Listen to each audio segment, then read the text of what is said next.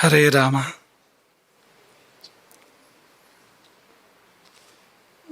ಯತ್ರೈವ ಯತ್ರೈವ ಮನೋ ಮದೀಯಂ ತತ್ರೈವ ತತ್ರೈವ ತವ ಸ್ವರೂಪಂ. ಯತ್ರೈವ ಯತ್ರೈವ ಶಿರೋ ಮದೀಯಂ ತತ್ರೈವ ತತ್ರೈವ ಪದದ್ವಯಂ ತೇ.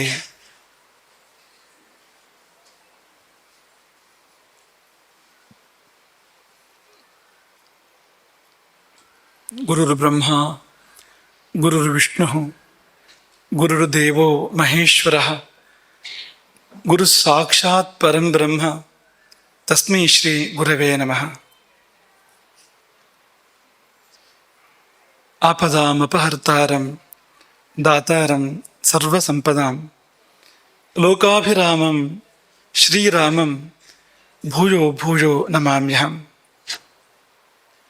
ಅನ್ನಪೂರ್ಣೆ ಸದಾಪೂರ್ಣೆ ಶಂಕರ ಪ್ರಾಣವಲ್ಲಭೆ ಜ್ಞಾನ ವೈರಾಗ್ಯ ಸಿದ್ಧ್ಯರ್ಥಂ ಭಿಕ್ಷಾಂ ದೇಹಿ ಚ ಪಾರ್ವತಿ.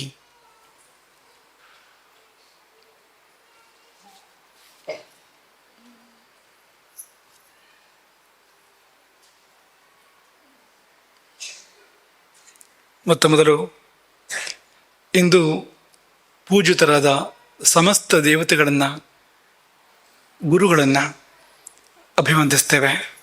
ಅವರೆಲ್ಲ ನಿಮಗೆ ನಿಮ್ಮ ಮುಂದೆ ಇದ್ದಾರೆ, ನಿಮ್ಮ ಮುಂದೆ ಪ್ರಕಟವಾಗಿದ್ದಾರೆ. ಒಂದು ತೆರೆ ಇದೆ, ಆ ತೆರೆಯನ್ನು ತೆರಿಬೇಕಾಗ್ತದೆ, ತೆರೆದರೆ ಅವರು ಗೋಚರಿಸ್ತಾರೆ. ಹಾಗೆ ನಮಗೂ ಕೂಡ ಅವರು ಅನುಗ್ರಹವನ್ನೇ ಮಾಡ್ತಾ ಇದ್ದಾರೆ, ನಮ್ಮ ಹಿಂದೆ ಇದ್ದಾರೆ ಬೆಂಬಲವಾಗಿ. ನಮ್ಮ ಹಿಂದೆ ನಿಂತ ಮಹಾಶಕ್ತಿಯಾಗಿ ಆ ದೇವತಾ ವೃಂದ, ಗುರು ವೃಂದ ಇದೆ. ನಾವೆಲ್ಲ ಆ ದೇವ ಗುರು ಸನ್ನಿಧಿಗೆ ಹಣೆ ಮಣಿಯೋಣ. ಹೇಳಿ ಕೇಳಿ, ಇಂದು ಗುರು ಪೂರ್ಣಿಮೆ.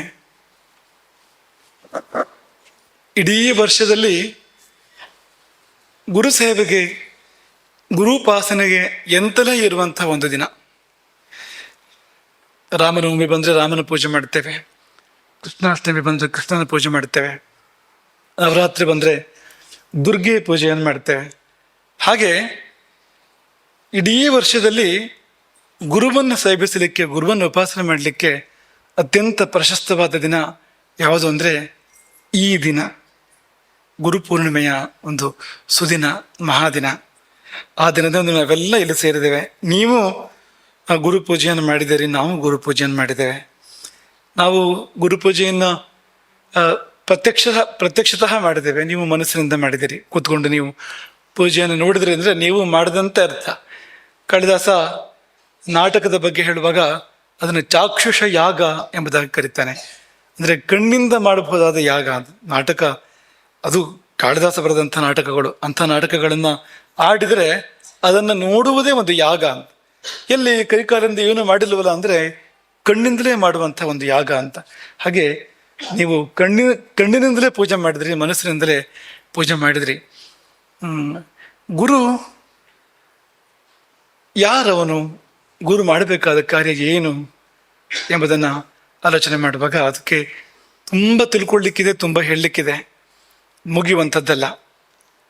ಆದರೆ ಒಂದು ಸಂಗತಿಯನ್ನು ಎತ್ತಿ ಹೇಳುವಂಥ ಮನಸ್ಸು ನಮ್ಮದು. ಗುರು ಅಂದರೆ ಯಾರಿಗೆ ಸರಿ ಯಾವುದು ಅಂತ ಗೊತ್ತೋ ಅವನು ಗುರು. ಸರಿ ಯಾವುದು ಅಂತ ಗೊತ್ತಿರಬೇಕು, ತಪ್ಪು ಯಾವುದು ಅಂತ ಗೊತ್ತಿರಬೇಕು. ಆ ಗೊತ್ತಿರುವಿಕೆ ಅನ್ನೋದು ಕೇವಲ ಪುಸ್ತಕ ಜ್ಞಾನವಾಗಿರಬಾರ್ದು, ಅನುಭವಪೂರ್ವಕವಾಗಿರಬೇಕು. ಹಾಗೆ ಸರಿಯನ್ನು ಬಲ್ಲವನು, ಆದರೆ ಸರಿಯನ್ನು ತಿಳಿದ ಮಾತ್ರಕ್ಕೆ ಅವನು ಗುರುವಾಗೋದಿಲ್ಲ, ಜ್ಞಾನಿ ಆಗ್ತಾನೆ ಅಷ್ಟೆ. ಸರಿಯನ್ನು ಅರಿತವರೆಲ್ಲ ಗುರುಗಳಲ್ಲ, ಜ್ಞಾನಿಗಳು. ಗುರು ಯಾರು ಅಂದರೆ ಸರಿಯನ್ನು ಬಲ್ಲವನು ಮಾತ್ರ ಅಲ್ಲ, ಸರಿಯನ್ನು ತೋರುವವನು, ಸರಿಯ ದಾರಿಯನ್ನು ತೋರುವವನು, ಗುರಿ ಸೇರುವ ಸರಿದಾರಿಯ ತೋರುವ ಸ್ವಭಾವವುಳ್ಳವನು, ಅವನು ಗುರು. ಗುರುವಿನ ಕಾರ್ಯ ಏನು ಅಂದರೆ ಸರಿ ಯಾವುದು ಅಂತ ಸಾರಿ ಹೇಳಬೇಕು, ಮೆತ್ತಗೆ ಹೇಳೋದಲ್ಲ.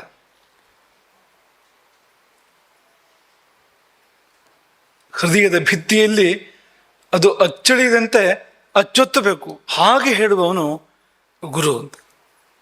ಎಲ್ಲ ಗುರುಗಳು ಹೀಗೆ ತಮ್ಮ ಬದುಕನ್ನು ಮಾಡಿದ್ದಾರೆ. ಇಂದು ಪೂಜಿತನಾದ ಗುರುಗಳು ಅದಕ್ಕೆ ಅಪವಾದ ಏನೂ ಅಲ್ಲ. ಇಂದು ಯಾರನ್ನು ಪೂಜೆ ಮಾಡಿದ್ವು ಅಂದರೆ ಶ್ರೀಕೃಷ್ಣನನ್ನು ಪೂಜೆ ಮಾಡಿದ್ವು. ಮಧ್ಯದಲ್ಲಿ ಶ್ರೀಕೃಷ್ಣ, ಸುತ್ತ ಅನೇಕಾನೇಕ ಗುರು ದೇವ ವೃಂದ. ಕೃಷ್ಣ ಅವನು ಹುಟ್ಟಿದ್ದು ಸೆರೆಮನೆಯಲ್ಲಿ, ಕ್ಷತ್ರಿಯ ವಂಶದಲ್ಲಿ, ಶಾಪಗ್ರಸ್ತವಾದಂಥ ಒಂದು ಕ್ಷತ್ರಿಯ ವಂಶ, ಯದುವಂಶ, ಅಲ್ಲಿ ಹುಟ್ಟಿದವನು. ಮಳೆಗಾಲದ ಮಧ್ಯರಾತ್ರಿ ಘೋರ ಮಳೆಯ ಮಧ್ಯದಲ್ಲಿ ಅವನು ಕಡಾಂತಕಾಲದ ನಡುವೆ ಚಿಜ್ಯೋತಿಯಂತೆ ಹುಟ್ಟಿದವನು ಕೃಷ್ಣ. ಬೆಳೆದಿದ್ದು ಗೊಲ್ಲರ ಮಧ್ಯದಲ್ಲಿ, ದೊರೆಯಾಗಲಿಲ್ಲ ಎಂದೂ ಕೂಡ. ಆದರೆ ಅದೆಷ್ಟೋ ಜನರನ್ನು ದೊರೆಗಳಾಗಿ ಮಾಡ್ತಾನೆ, ಎಷ್ಟೋ ದೊರೆಗಳನ್ನು ಅವರು ಯೋಗ್ಯರಲ್ಲ ಅಲ್ಲಿರಲಿಕ್ಕೆ, ಅವ್ರನ್ನ ಇಳಿಸ್ತಾನೆ. ಎರಡನ್ನು ಕೂಡ ಅವನು ಮಾಡಿದ್ದಾನೆ. ಎಲ್ಲಪ್ಪ ಹೇಗಪ್ಪ ಗುರು ಇವನು ಅಂತಂದರೆ ಅವನಂತಹ ಗುರು ಬೇರೆ ಯಾರೂ ಇಲ್ಲ. ಯಾಕೆಂದರೆ ಗೀತೆಯಂಥ ಉಪದೇಶ ಬೇರೆ ಯಾವುದೂ ಇಲ್ಲ. ಗೀತೆಗಿಂತ ಶ್ರೇಷ್ಠವಾದ ಉಪದೇಶ ಉಂಟ ಈ ಜಗತ್ತಿನಲ್ಲಿ ಅಂದರೆ ಸಾಧ್ಯವೇ ಅಲ್ಲ ಇರಲಿಕ್ಕೆ. ಅಂತಹ ಗೀತೆಯನ್ನು ಬೋಧಿಸಿದವನು ಕೃಷ್ಣನ್ ಒಂದೇ ಜಗದ್ಗುರುಮ್ಮ ಎಂಬುದಾಗಿ ಹೇಳುವಂತೆ ಆಯಿತು. ಆ ಗೀತೆಯ ಒಂದು ಸಾರ ಸ್ವಾರಸ್ಯ ಆಗಿದೆ ಅಂತ. ಹಾಗಾಗಿ ಗೀತೆಯಡಿ ಕೃಷ್ಣ ಮಾಡಿದ್ದೇನೆಂದ್ರೆ ಯಾವುದು ಸರಿ ಅಂತ ಹೇಳಿದ್ದು. ಅರ್ಜುನನಿಗೆ ತತ್ಕಾಲಕ್ಕೂ ಹೇಳಿದಾನೆ, ಮಾಡು ಯುದ್ಧವನ್ನ, ಇದೇ ಸರಿ ಈಗ ಅಂತ. ನಿನ್ನೆದುರು ಅಜ್ಜ, ಚಿಕ್ಕಪ್ಪ, ದೊಡ್ಡಪ್ಪ, ಗುರುಗಳು, ಬಂಧುಗಳು, ಬಾಂಧವರು, ಅಣ್ಣ ತಮ್ಮದ್ರು ಎಲ್ಲರೂ ಇರ್ಬೋದು, ಆದರೆ ಶಸ್ತ್ರವನ್ನು ಎತ್ತು, ಅದೇ ಸರಿ ಈಗ ಅಂತ. ಸತ್ಕಾಲದ ಧರ್ಮ ಅದು. ಆದರೆ ಗೀತೆಯಲ್ಲಿ ನರನಿಗೆ ಮಾತ್ರ ಅಲ್ಲ, ನರರೆಲ್ಲರಿಗೂ ಕೂಡ ಅವರಿಗೆ ಯಾವಾಗ ಏನೇನು ಸರಿ ಅನ್ನೋದೆಲ್ಲದನ್ನು ಕೂಡ ಇಡೀ ಬದುಕಿಗೆ ಬೇಕಾಗುವಂಥದ್ದು ಎಲ್ಲವುದನ್ನು ಕೂಡ ಅಲ್ಲಿ ಅಳವಡಿಸಿ ಕೃಷ್ಣ ಕೊಟ್ಟಿದ್ದಾನೆ. ಹಾಗಾಗಿ ಕೃಷ್ಣ ಮಾಡಿದ್ದು ಅದೇ. ಸದಾ ಕಾಲವೂ ಕೃಷ್ಣ ಅವನು ಗೀತೆಯಲ್ಲೂ ಅದನ್ನೇ ಹೇಳಿದ್ದು. ಅವನ ಬದುಕಿನಲ್ಲಿ ಸಂದರ್ಭ ಬಂದಾಗಲೆಲ್ಲ ಇದು ಸರಿ, ಹೀಗೆ ಹೋಗಿ ಇದನ್ನು ಮಾಡಿ ಹೇಳಿದ್ದಾನೆ. ವ್ಯಾಸರ ಪೂಜೆ ಆಗಿದೆ ಇವತ್ತು. ಶ್ರೀಕೃಷ್ಣನ ಬಲಭಾಗದಲ್ಲಿ ವ್ಯಾಸರ ಪೂಜೆ, ಶಿಷ್ಯರ ಸಹಿತರಾಗಿರ್ತಕ್ಕಂಥ ವ್ಯಾಸರ ಪೂಜೆ ಇವತ್ತು ಆಗಿದೆ. ಅವರು ಉದ್ಘೋಷ ಮಾಡ್ತಾರೆ, ಎರಡೂ ಕೈ ಮೇಲೆತ್ತಿ ನಾನು ಕೂಗಿ ಹೇಳ್ತಾ ಇದ್ದಾನೆ. ಯಾಕೆ ಯಾರೂ ಕೇಳಿಸ್ಕೊಳ್ತಾ ಇಲ್ಲ?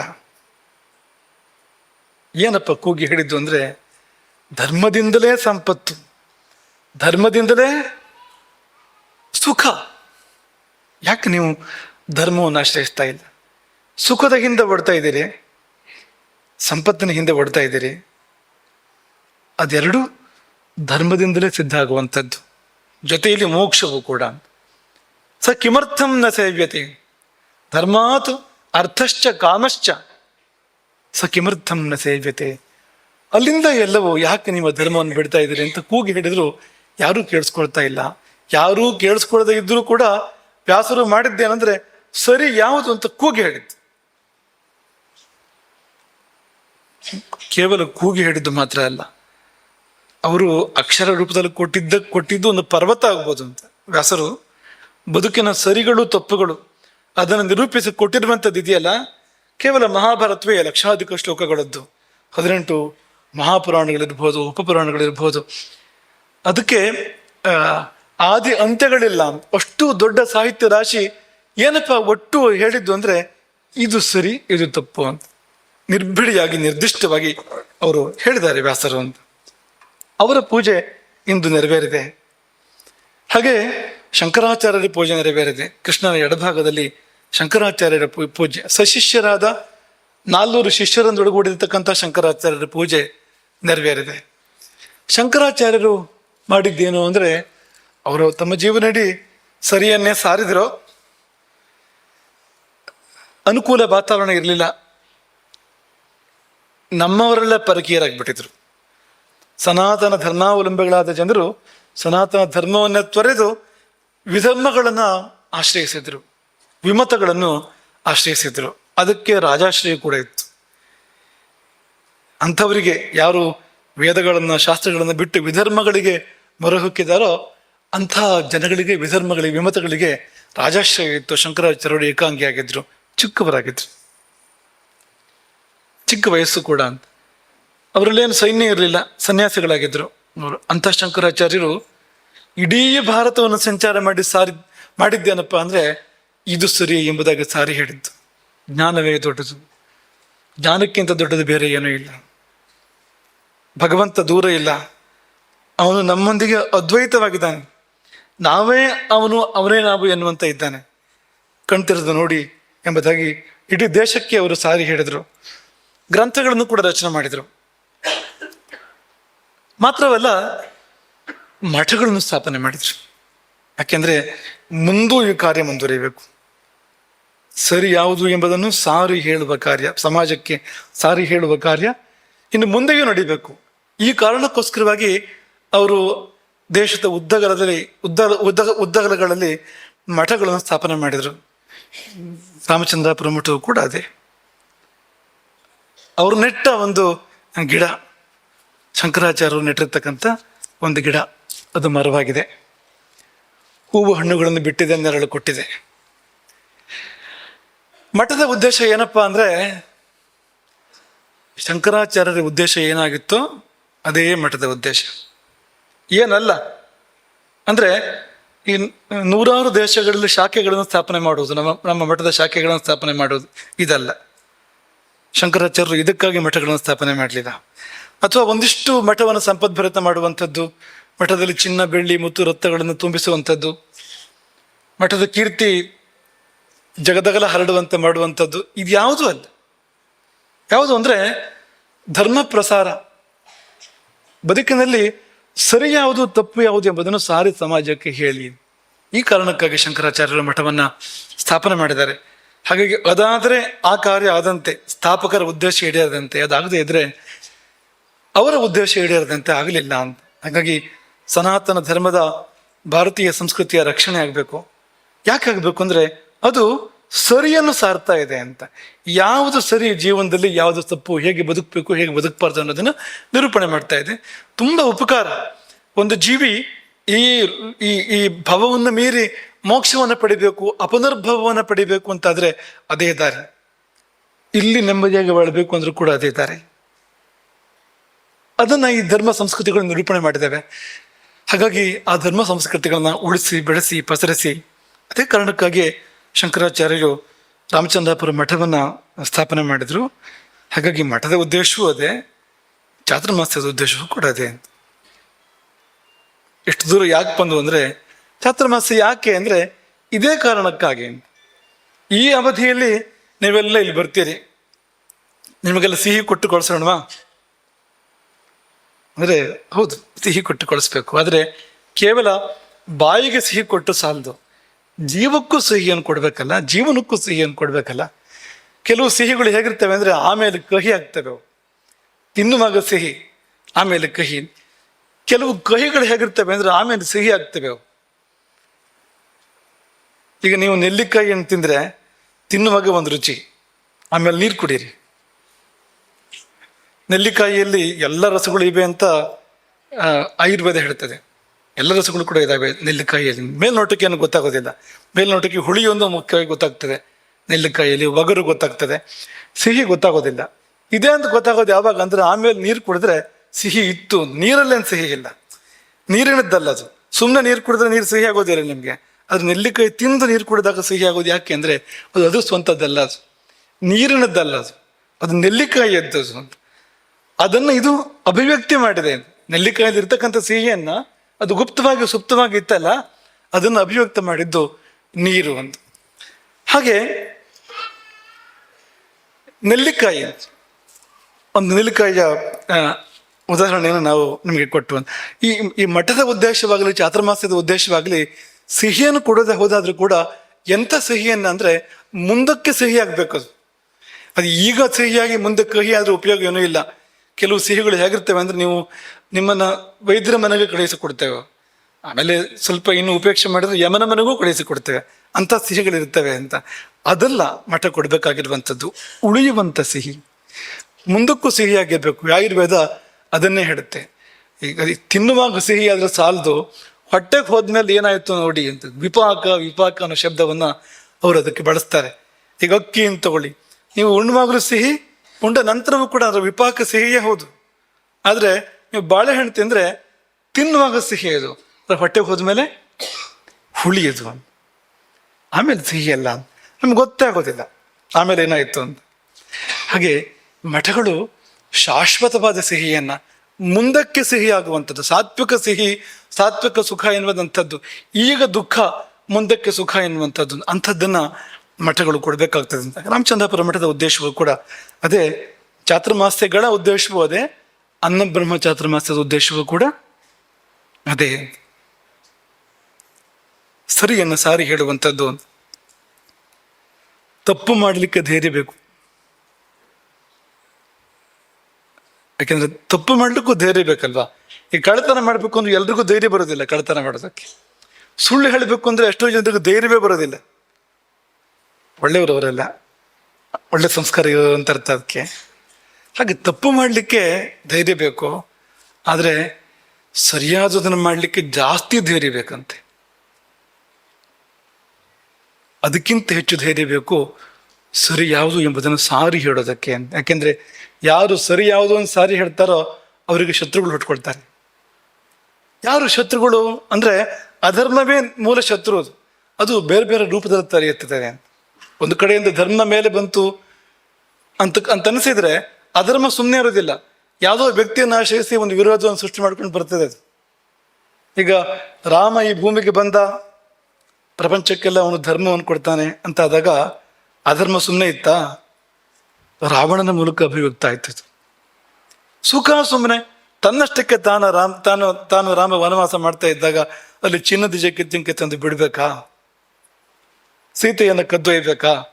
ನೋಡಿ, ಇಲ್ಲಿ ಧರ್ಮ ಹೋಗಿ ಅಧರ್ಮದ ಮೇಲೆ ಯುದ್ಧ ಮಾಡಿದ್ದಲ್ಲ, ಅಂದ್ರೆ ಧರ್ಮ ದಂಡೆತ್ತಿ ಹೋಗಿರುವಂಥದ್ದಲ್ಲ ಅಂತ.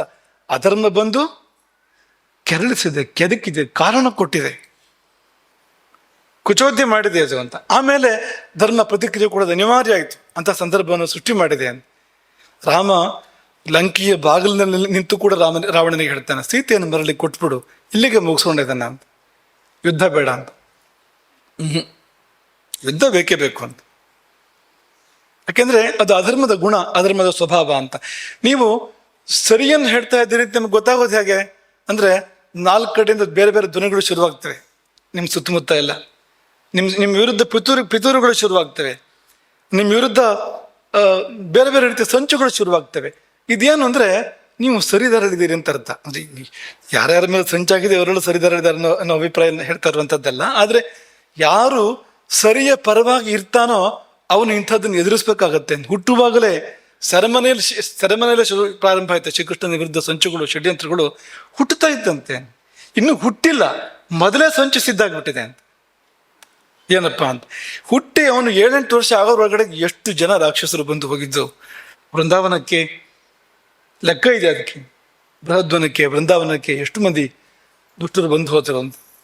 ಹಾಗಾಗಿ ಸರಿ ಯಾವುದು ಎಂಬುದನ್ನು ಸಾರಿ ಹೇಳೋದಕ್ಕೆ ಅತ್ಯಧಿಕ ಧೈರ್ಯ ಬೇಕಾಗ್ತದೆ ಅಂತ. ಆದರೆ ಮಠಗಳು ಆ ಧೈರ್ಯವನ್ನು ಮಾಡಬೇಕು.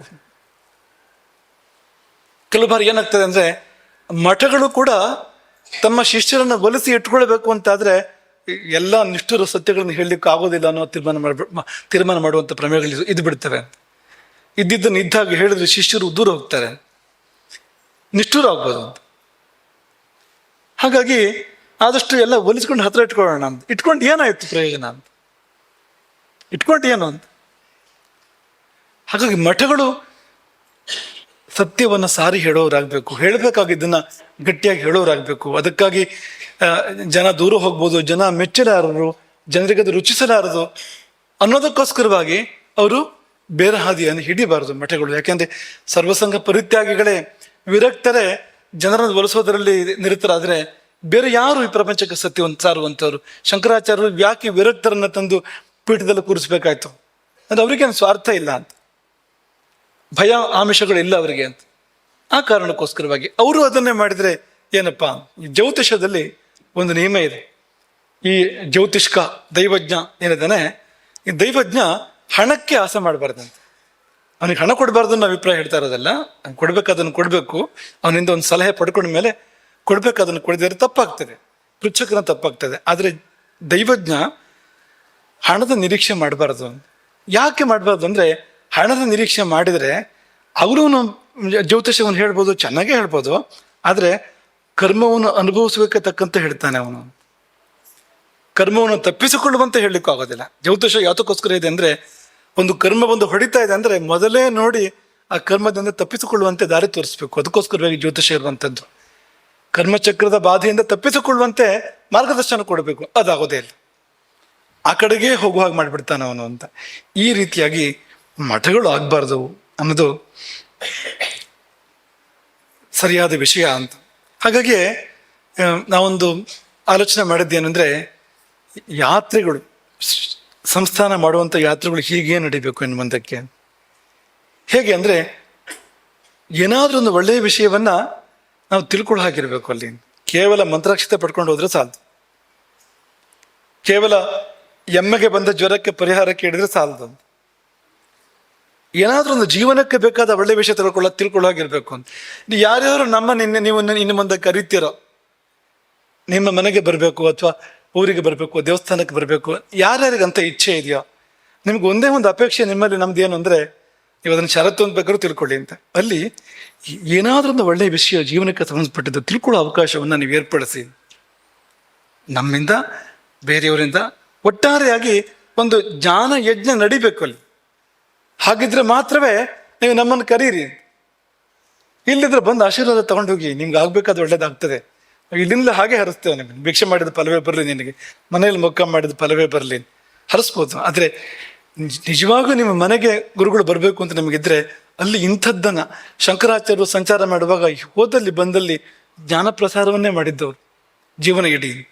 ಹೀಗೆ ನಡೆದ್ರೆ ಮಾತ್ರವೇ ಅದು ಶಂಕರಾಚಾರ್ಯ ಪೀಠದ ಸವಾರಿ ಅಂತ ಆಗ್ತದೆ.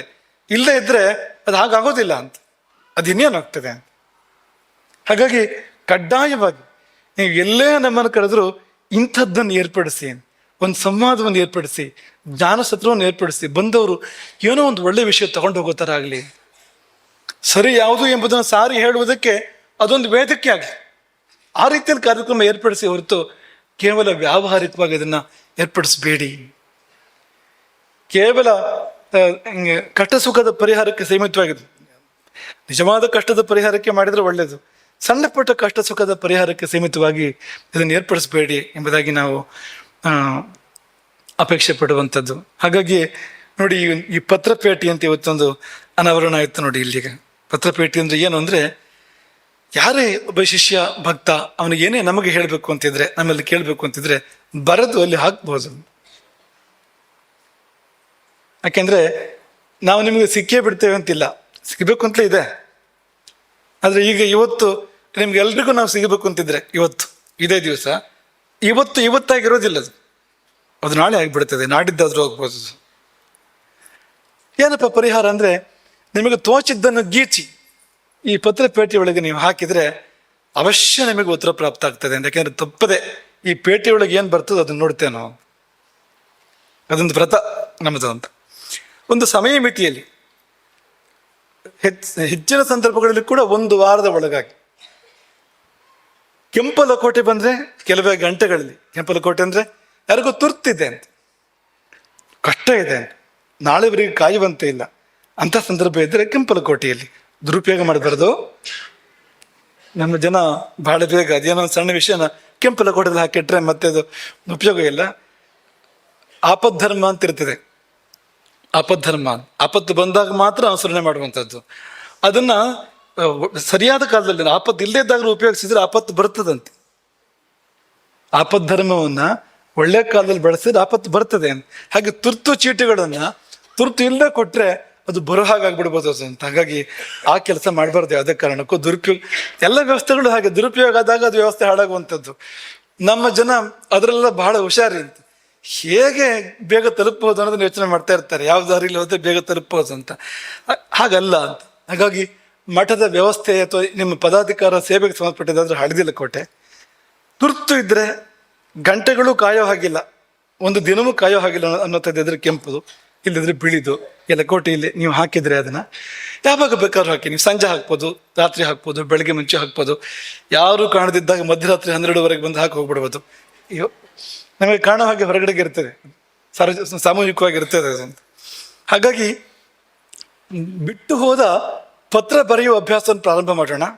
ನೀವು ನಮಗೆ ಪತ್ರ ಬರೀರಿ, ನಾವು ನಿಮಗೆ ತಿರುಗಿ ಪತ್ರವನ್ನು ಬರೀಬೋದು, ಸಾಧ್ಯತೆ ಇದೆ. ಅಥವಾ ನಿಮಗೊಂದು ಧ್ವನಿ ಸಂದೇಶವೂ ಕೂಡ ಬರ್ಬೋದು, ಅಥವಾ ನಿಮಗೆ ಉತ್ತರ ಬರಬಹುದು, ಅಷ್ಟೇ ಸಾಕು ಅಂತಾದ್ರೆ ಉತ್ತರ ಬರ್ಬೋದು, ಸೂಚನೆ ಹೋಗ್ಬೋದು ಸಂಬಂಧಪಟ್ಟವರಿಗೆ, ಇವೆಲ್ಲವೂ ಕೂಡ ಆಗ್ಬೋದು. ಈ ಪತ್ರ ಪೇಟಿಯನ್ನು ನೀವು ಜಾರಿಗೆ ತಂದಿದ್ದೇ ಹೋದಾದರೆ ನಮಗೊಂದಿಷ್ಟು ಸಮಯ ಉಳಿತಾಯ ಆಗ್ತದೆ ಅಂತ.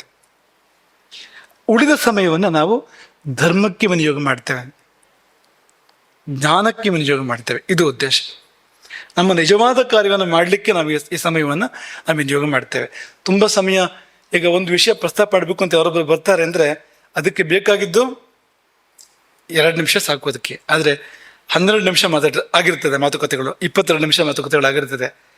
ಸಹಜ ಅದು, ಏನೋ ಲೋಕಾಭಿರಾಮ ಮತ್ತೇನೋ ವಿಷಯ ಬರ್ತದೆ ಹೋಗ್ತದೆ. ಆ ಸಮಯಕ್ಕೆ ಅದು ಆಗೋದಿಲ್ಲ. ಮಂತ್ರಕ್ಕಿಂತ ಉಗುಳೇ ಜಾಸ್ತಿ ಆಯ್ತು ಅಂತ ಕೇಳಿಲ್ವ ನೀವು? ಹಾಗಾಗ್ಬಿಡ್ತದೆ ಅಂತ. ಕೆಲವು ಬಾರಿ ಈ ಸಂಕಲ್ಪದಲ್ಲೇ ಪುಣ್ಯಕಾಲ ಕಳೆದೋಯ್ತು ಅಂತ. ಉದ್ದ ಸಂಕಲ್ಪ, 3/4 ಗಂಟೆ 1 ಗಂಟೆ ಸಂಕಲ್ಪ, ಮುಹೂರ್ತವೇ ಮುಗಿದೋಗಿದೆ ಅಂತ. ಹಾಗಾಗೋದುಂಟು ಅಂತ.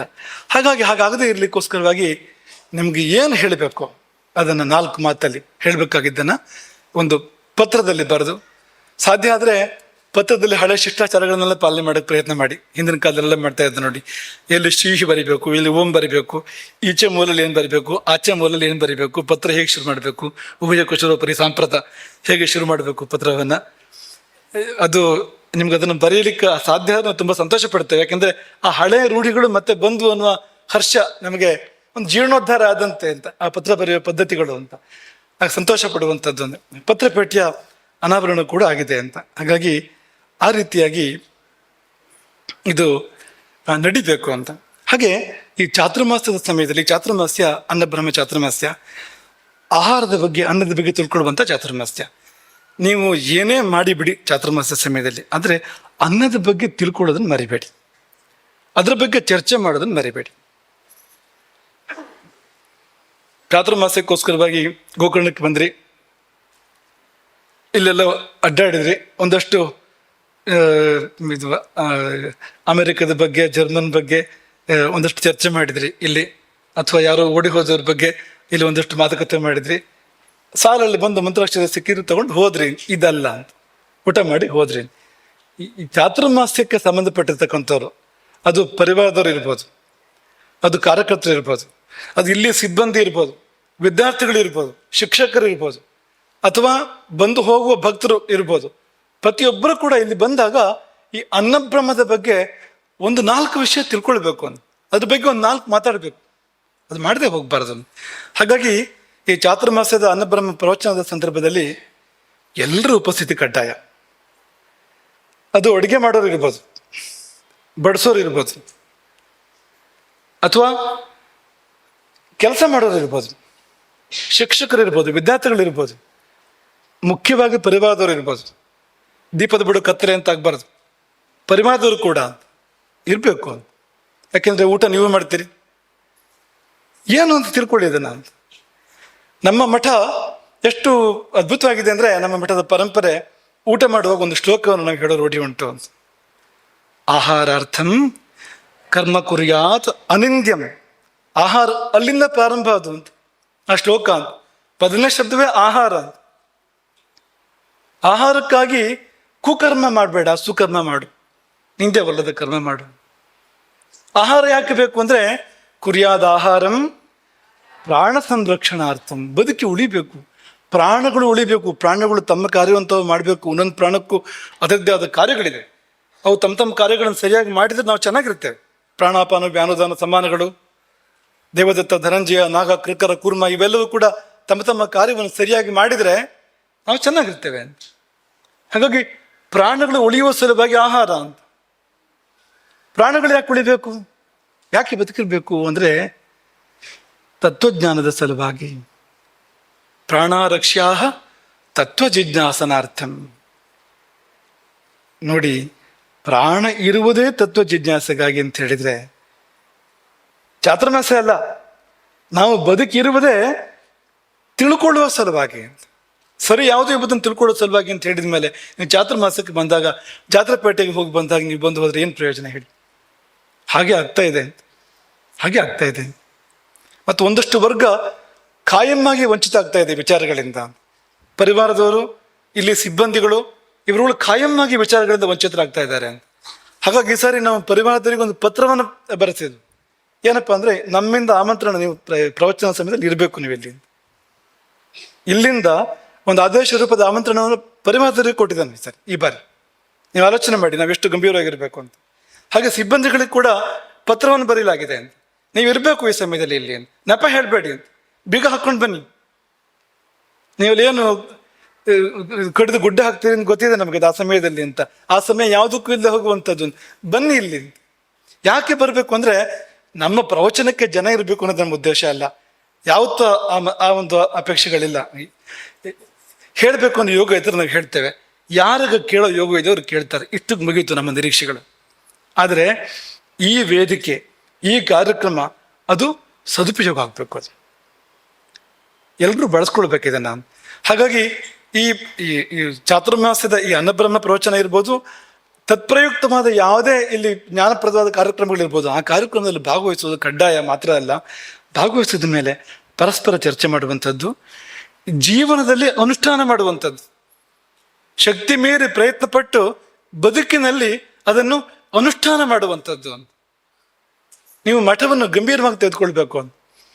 ಮಠ ಅನ್ನೋದು ನಿಮ್ಮ ಜೀವನಕ್ಕೆ ಸಂಬಂಧಪಟ್ಟಿದ್ದು ಹೊರತು ಅದು ಹೀಗೆ ಯಾವಾಗಲೂ ನೆನಪು ಮಾಡ್ಕೊಂಡು ಮರೆಯುವಂಥದ್ದಲ್ಲ, ಬಿಟ್ಟು ಬಿಡುವಂಥದ್ದಲ್ಲ. ಅಲ್ಲಿಗೆ 2 ಕಿವಿ ಮಠದಲ್ಲಿ ಬೇಡ ನೆನಪು ಅಂದರೆ, ಒಂದು ಈ ಕಡೆಯಿಂದ ಕೇಳಿ ಈ ಕಡೆಯಿಂದ ಬಿಡೋದು, ಅದು ಈ ಮಠಕ್ಕೆ ಹೇಳಿಸಿದ್ದಲ್ಲ ಅಂತ. 2 ಕಿವಿಯಿಂದ ಕೇಳಿ ಹೃದಯಕ್ಕೆ ಸೇರಿಸ್ಕೊಳ್ಬೇಕು, ಅದು ಇಲ್ಲಿ ಆಗ್ಬೇಕಾಗಿರುವಂಥದ್ದು. ಹಾಗಾಗಿ ತಪ್ಪದೆ ಕೇಳಬೇಕು, ಕೇಳಿದ ಮೇಲೆ ಅದನ್ನು ಚರ್ಚೆ ಮಾಡಬೇಕು, ಪರಸ್ಪರ ಮಾತಾಡ್ಕೋಬೇಕು, ಜೀವನಕ್ಕೆ ತರಬೇಕು. ಯಾಕೆಂದ್ರೆ ಈ ಪ್ರವಚನದ ವಸ್ತು ಇದೆಯಲ್ಲ, ಸೀದಾ ಜೀವನಕ್ಕೆ ಸಂಬಂಧಪಟ್ಟಿರ್ತಕ್ಕಂಥದ್ದು, ನೇರವಾಗಿ ಪ್ರತಿನಿತ್ಯ ನಾವು ಮಾಡುವಂಥದ್ದು. ದಿನಕ್ಕೆ 1 ಸಾರಿ, 2 ಸಾರಿ, 3 ಸಾರಿ, 4 ಸಾರಿ, 5 ಸಾರಿ, 8 ಸಾರಿ ನಾವು ಮಾಡುವಂಥದ್ದು. ಎಷ್ಟು ಸಾರಿ ಅಂತಲೇ ಲೆಕ್ಕ ಗೊತ್ತಿಲ್ಲ, ಕೆಲವು ಬಾರಿ ಅಷ್ಟು ಸಾರಿ ನಾವು ಅದನ್ನು ಮಾಡ್ತಾ ಇರ್ತೇವೆ. ಅಂಥ ವಿಷಯಕ್ಕೆ ಸಂಬಂಧಪಟ್ಟಂತೆ ಈ ಒಂದು ಕಾರ್ಯಕ್ರಮ ನಡೀತಾ ಇರೋದ್ರಿಂದ ಇದನ್ನು ನೀವು ತಪ್ಪದೆ ಇದರ ಸದುಪಯೋಗವನ್ನು ಅಂದರೆ ಇಳಿಬೇಕು ಅದಕ್ಕೆ ಅಂತ, ನಿಜವಾದ ಚಾತುರ್ಮಾಸ್ಯದ ತತ್ವದಲ್ಲಿ, ಧ್ಯೇಯದಲ್ಲಿ ಇಳಿಬೇಕು ಅನ್ನೋದಕ್ಕೆ ನಾವು ಒತ್ತು ಕೊಡ್ತಾ ಇದ್ದೇವೆ ಅಂತ. ಇನ್ನು ಸಂಕ್ಷೇಪವಾಗಿ ಕೆಲವು ವಿಷಯಗಳನ್ನ ನಾವು ಪ್ರಸ್ತಾಪ ಮಾಡಿ ಇದನ್ನು ಪರ್ಯವಸಾನ ಮಾಡ್ತೇವೆ. ಯಾಕೆಂದರೆ ನಮಗೆ ಚೂರು ಮುಜುಗರ ಆಗ್ತಾ ಇದೆ. ನಮ್ಮ ಮಕ್ಕಳಿಗೆ ಊಟ ಆಗಿಲ್ಲ, ತಿಂಡಿಯೂ ಆಗಿಲ್ಲ. ಇದು ಕೆಲವರಿಗೆ, ದೊಡ್ಡವರಿಗೆ ತಿಂಡಿ ಆಗಿದೆ. ಹಾಗೆ ಹೇಳಿದ್ವಿ, ನಾವು ಸೂಚನೆ ಕೊಟ್ಟಿದ್ವಿ. ಯಾಕೆಂದರೆ ಇವತ್ತಿನ ಸಂದಿಗ್ಧ ಏನು ಅಂದರೆ, ತೀರ್ಥ ಕೊಡ್ಲಿಕ್ಕಿದೆ. ಹಾಗಾಗಿ ಈ ತೀರ್ಥ ಕೊಡ್ಲಿಕ್ಕಿದೆ ಅಂದರೆ ಅದಾಗದೆ ಊಟದ ಸಂದರ್ಭ ಎಲ್ಲ ಇಲ್ವಲ್ಲ, ವರ್ಷಕ್ಕೆ 1 ದಿವಸ ತೀರ್ಥ ಅನ್ನೋ ಥರ ಇರುವಂಥದ್ದು. ಮಠದಲ್ಲಿ ಪದೇ ತೀರ್ಥ ಇರ್ತಿತ್ತು ಒಂದು ಕಾಲದಲ್ಲಿ. ಈಗ ವರ್ಷಕ್ಕೆ 1 ಸರ್ತಿ ಅಂತ ಅನ್ನೋ ಥರ ಆಗಿದೆ ಅದೀಗ ಅಂತ. ಹಾಗಾಗಿ ಈ ಮಕ್ಕಳ ಮುಖ ನೋಡಿದಾಗ ಒಂಚೂರು ಕಷ್ಟ ಆಗ್ತದೆ ಮನಸ್ಸಿಗೆ, ಇವರಿಗೆ ಊಟ ಆಗಿಲ್ಲ ಅಂತ. ಆದರೆ ಈ ಕರ್ತವ್ಯ ಕರ್ಮವನ್ನು ಬಿಡೋ ಹಾಗೂ ಇಲ್ಲ ಅಂತ ಒಂದು ಸಂದಿಗ್ಧ ಇದೆ ಇಲ್ಲಿ ಅಂತ. ಕಳೆದ 2 ಚಾತುರ್ಮಾಸ ನೀವು ಗಮನಿಸಿದ್ರೆ, ಕಳೆದ ಬಾರಿ ಚಾತುರ್ಮಾಸ, ಈ ಬಾರಿ ಚಾತುರ್ಮಾಸ, 2 ನಾಲಿಗೆಯ ಮೇಲಿದೆ. 2 ಚಾತುರ್ಮಾಸಗಳು ಕೂಡ. ಈಗ ಮೊದಲು ಯಾವುದನ್ನು ಕಲಿಬೇಕು ನಾವು ಜೀವನದಲ್ಲಿ ಅಂದರೆ, ಈ ದೇವರು ಕೊಟ್ಟಿದ್ದನ್ನು ಬಳಸೋದು ಹೇಗಂತ ಕಲಿಬೇಕಲ್ಲ ನಾವು ಮೊದಲು. ಈ ಕಣ್ಣು ಕಿವಿ ಎಲ್ಲ ಹೇಗೆ ಬಳಸ್ಬೇಕು ಅಂತ ಕಲಿಬೇಕು ಬೇಡ ಮೊದಲು. ಈಗ ಒಂದು ಚಾತುರ್ಮಾಸ್ಯ ಇಡೀ ಪೂರ್ತಿ ಜ್ಯೋತಿಷದ ಮೇಲೆ ಚಾತುರ್ಮಾಸ್ಯ ನಡೀತು, ಆ ಪ್ರವಚನಗಳು ನಡೆದು ಪೂರ್ತಿ. ಅದು ಕಣ್ಣು ಅಂತ. ಜ್ಯೋತಿಷ ಅಂದರೆ ಅದೊಂದು ವಿಶೇಷವಾದ ಕಣ್ಣು, ಭೂತ ಭವಿಷ್ಯದ ವರ್ತಮಾನಗಳನ್ನು ನೋಡುವಂಥ ಕಣ್ಣು ಅದೊಂದು. 14 ಲೋಕಗಳನ್ನು ಕೂಡ ನೋಡುವಂಥ ಕಣ್ಣು ಅದು ಅಂತ. ಆದರೆ ಈ 2 ಚಾತುರ್ಮಾಸ್ಯಗಳು ನಾಲಿಗೆಯಲ್ಲಿ 2 ಇಂದ್ರಿಯಗಳಿದ್ದಾವೆ. ನಾಲಿಗೆಯಲ್ಲಿ ಬೇರೆ ಕಡೆ ಹಾಗಲ್ಲ, ಒಂದೊಂದೇ ಇಂದ್ರಿಯಗಳು. ಈಗ ಇದು ಒಂದೇ ಇಂದ್ರಿಯಗಳು, ನೋಡುವಿಕೆ ಮಾತ್ರ ಕಣ್ಣು ಅಂದರೆ. ಕಿವಿ ಅಂದರೆ ಕೇಳುವಿಕೆ ಮಾತ್ರ, 2 ಕೆಲಸ ಆಗೋದಿಲ್ಲ, ಒಂದೇ ಕೆಲಸ ಆಗುವಂಥದ್ದು ಅಲ್ಲಿ ಅಂತ. ಕೈ ಕಾಲು ಒಂದೊಂದೇ ಕೆಲಸ ಮಾಡುವಂಥದ್ದು, ಅದು 2 ಇಂದ್ರಿಯಗಳು ಕೆಲಸ ಮಾಡೋದಿಲ್ಲ ಅಲ್ಲಿ. ಆದರೆ ಈ ನಾಲಿಗೆ ಮಾತ್ರ ಅಲ್ಲಿ 2 ಇಂದ್ರಿಯಗಳು ಕೆಲಸ ಮಾಡ್ತವೆ. ಒಂದು ಜ್ಞಾನೇಂದ್ರಿಯ, ಇನ್ನೊಂದು ಕರ್ಮೇಂದ್ರಿಯ. ಜ್ಞಾನೇಂದ್ರಿಯ ಯಾವುದು ಅಂದರೆ ರಸನೆ, ರುಚಿ ನೋಡುವಂಥ ಇಂದ್ರಿಯ ಒಂದಿದೆ ಅಲ್ಲಿ. ಕರ್ಮೇಂದ್ರಿಯ ಯಾವುದು ಅಂದರೆ ವಾಕ್, ಮಾತನಾಡುವಂಥದ್ದು. ಕಳೆದ ವರ್ಷದ್ದು ಆ ಮಾತನಾಡುವಂಥದ್ದು. ಹೇಗೆ ಮಾತನಾಡಬೇಕು ಅಂತ. ಯಾಕೆಂದರೆ ಸರಿಯಾಗಿ ಮಾತನಾಡಿದರೆ ಅದರಿಂದಲೇ ಮೋಕ್ಷವನ್ನು ಪಡಿಬೋದಂತೆ. ಜಿಹ್ವಾಗ್ರೇ ವಸತೆ ಲಕ್ಷ್ಮೀ, ಜಿಹ್ವಾಗ್ರೇ ಮಿತ್ರ ಬಾಂಧವಾ. ಪ್ರಾರಂಭವಾಗಿ ಕೊನೆಗೆ ಮುಗಿಯೋದು ಜಿಹ್ವಾಗ್ರೇ ಮರಣಂ ಧ್ರುವಂ ಅಂತ. ಇಲ್ಲೇ ಲಕ್ಷ್ಮಿ ಇದೆ, ಇಲ್ಲೇ ಮಿತ್ರ ಬಾಂಧವರು ಇದ್ದಾರೆ, ಇಲ್ಲೇ ಮರಣವೂ ಕೂಡ ಇದೆ ಅಂತ. ಅಷ್ಟು ಕೂಡ ಶಕ್ತಿ ಅದಕ್ಕಿದೆ, ನಾಲಿಗೆಗಿದೆ ಅಂತ. ಒಂದು ಮಾತು ಸರಿಯಾಗಿ ಆಡಿದರೆ ಏಕಶಬ್ದ ಸಮ್ಯಜ್ಞಾತಃ ಸುಷ್ಟು ಪ್ರಯುಕ್ತ ಸ್ವರ್ಗೇ ಲೋಕೆ ಕಾಮದುಗ್ಭವತಿ. ಒಂದೇ ಒಂದು ಶಬ್ದವನ್ನು ಅರಿತು ಆಡಿದರೆ, ಸರಿಯಾಗಿ ಉಚ್ಚರಿಸಿದರೆ, ಶಿಕ್ಷಾಶಾಸ್ತ್ರವನ್ನು ಅನುಸರಿಸಿ ಉಚ್ಚರಿಸಿದರೆ ಅದು ಕಾಮಧೇನು ಆಗಬಲ್ಲದು. ನಾವೇ ಆಡಿದ ಒಂದು ಶಬ್ದ ನಮಗೆ ಕೇಳಿದ್ದನ್ನೆಲ್ಲ ಕೊಡಬಲ್ಲದು ಎಂಬುದಾಗಿ ಪತಂಜಲಿಗಳು ಹೇಳುವಂಥದ್ದು. ಅದರ ಮೇಲೆ ಕಳೆದ ಚಾತುರ್ಮಾಸ್ಯ ನಡೆದಿದ್ದು. ಈ ಚಾತುರ್ಮಾಸ್ಯ ರಸನೆಯ ಮೇಲೆ,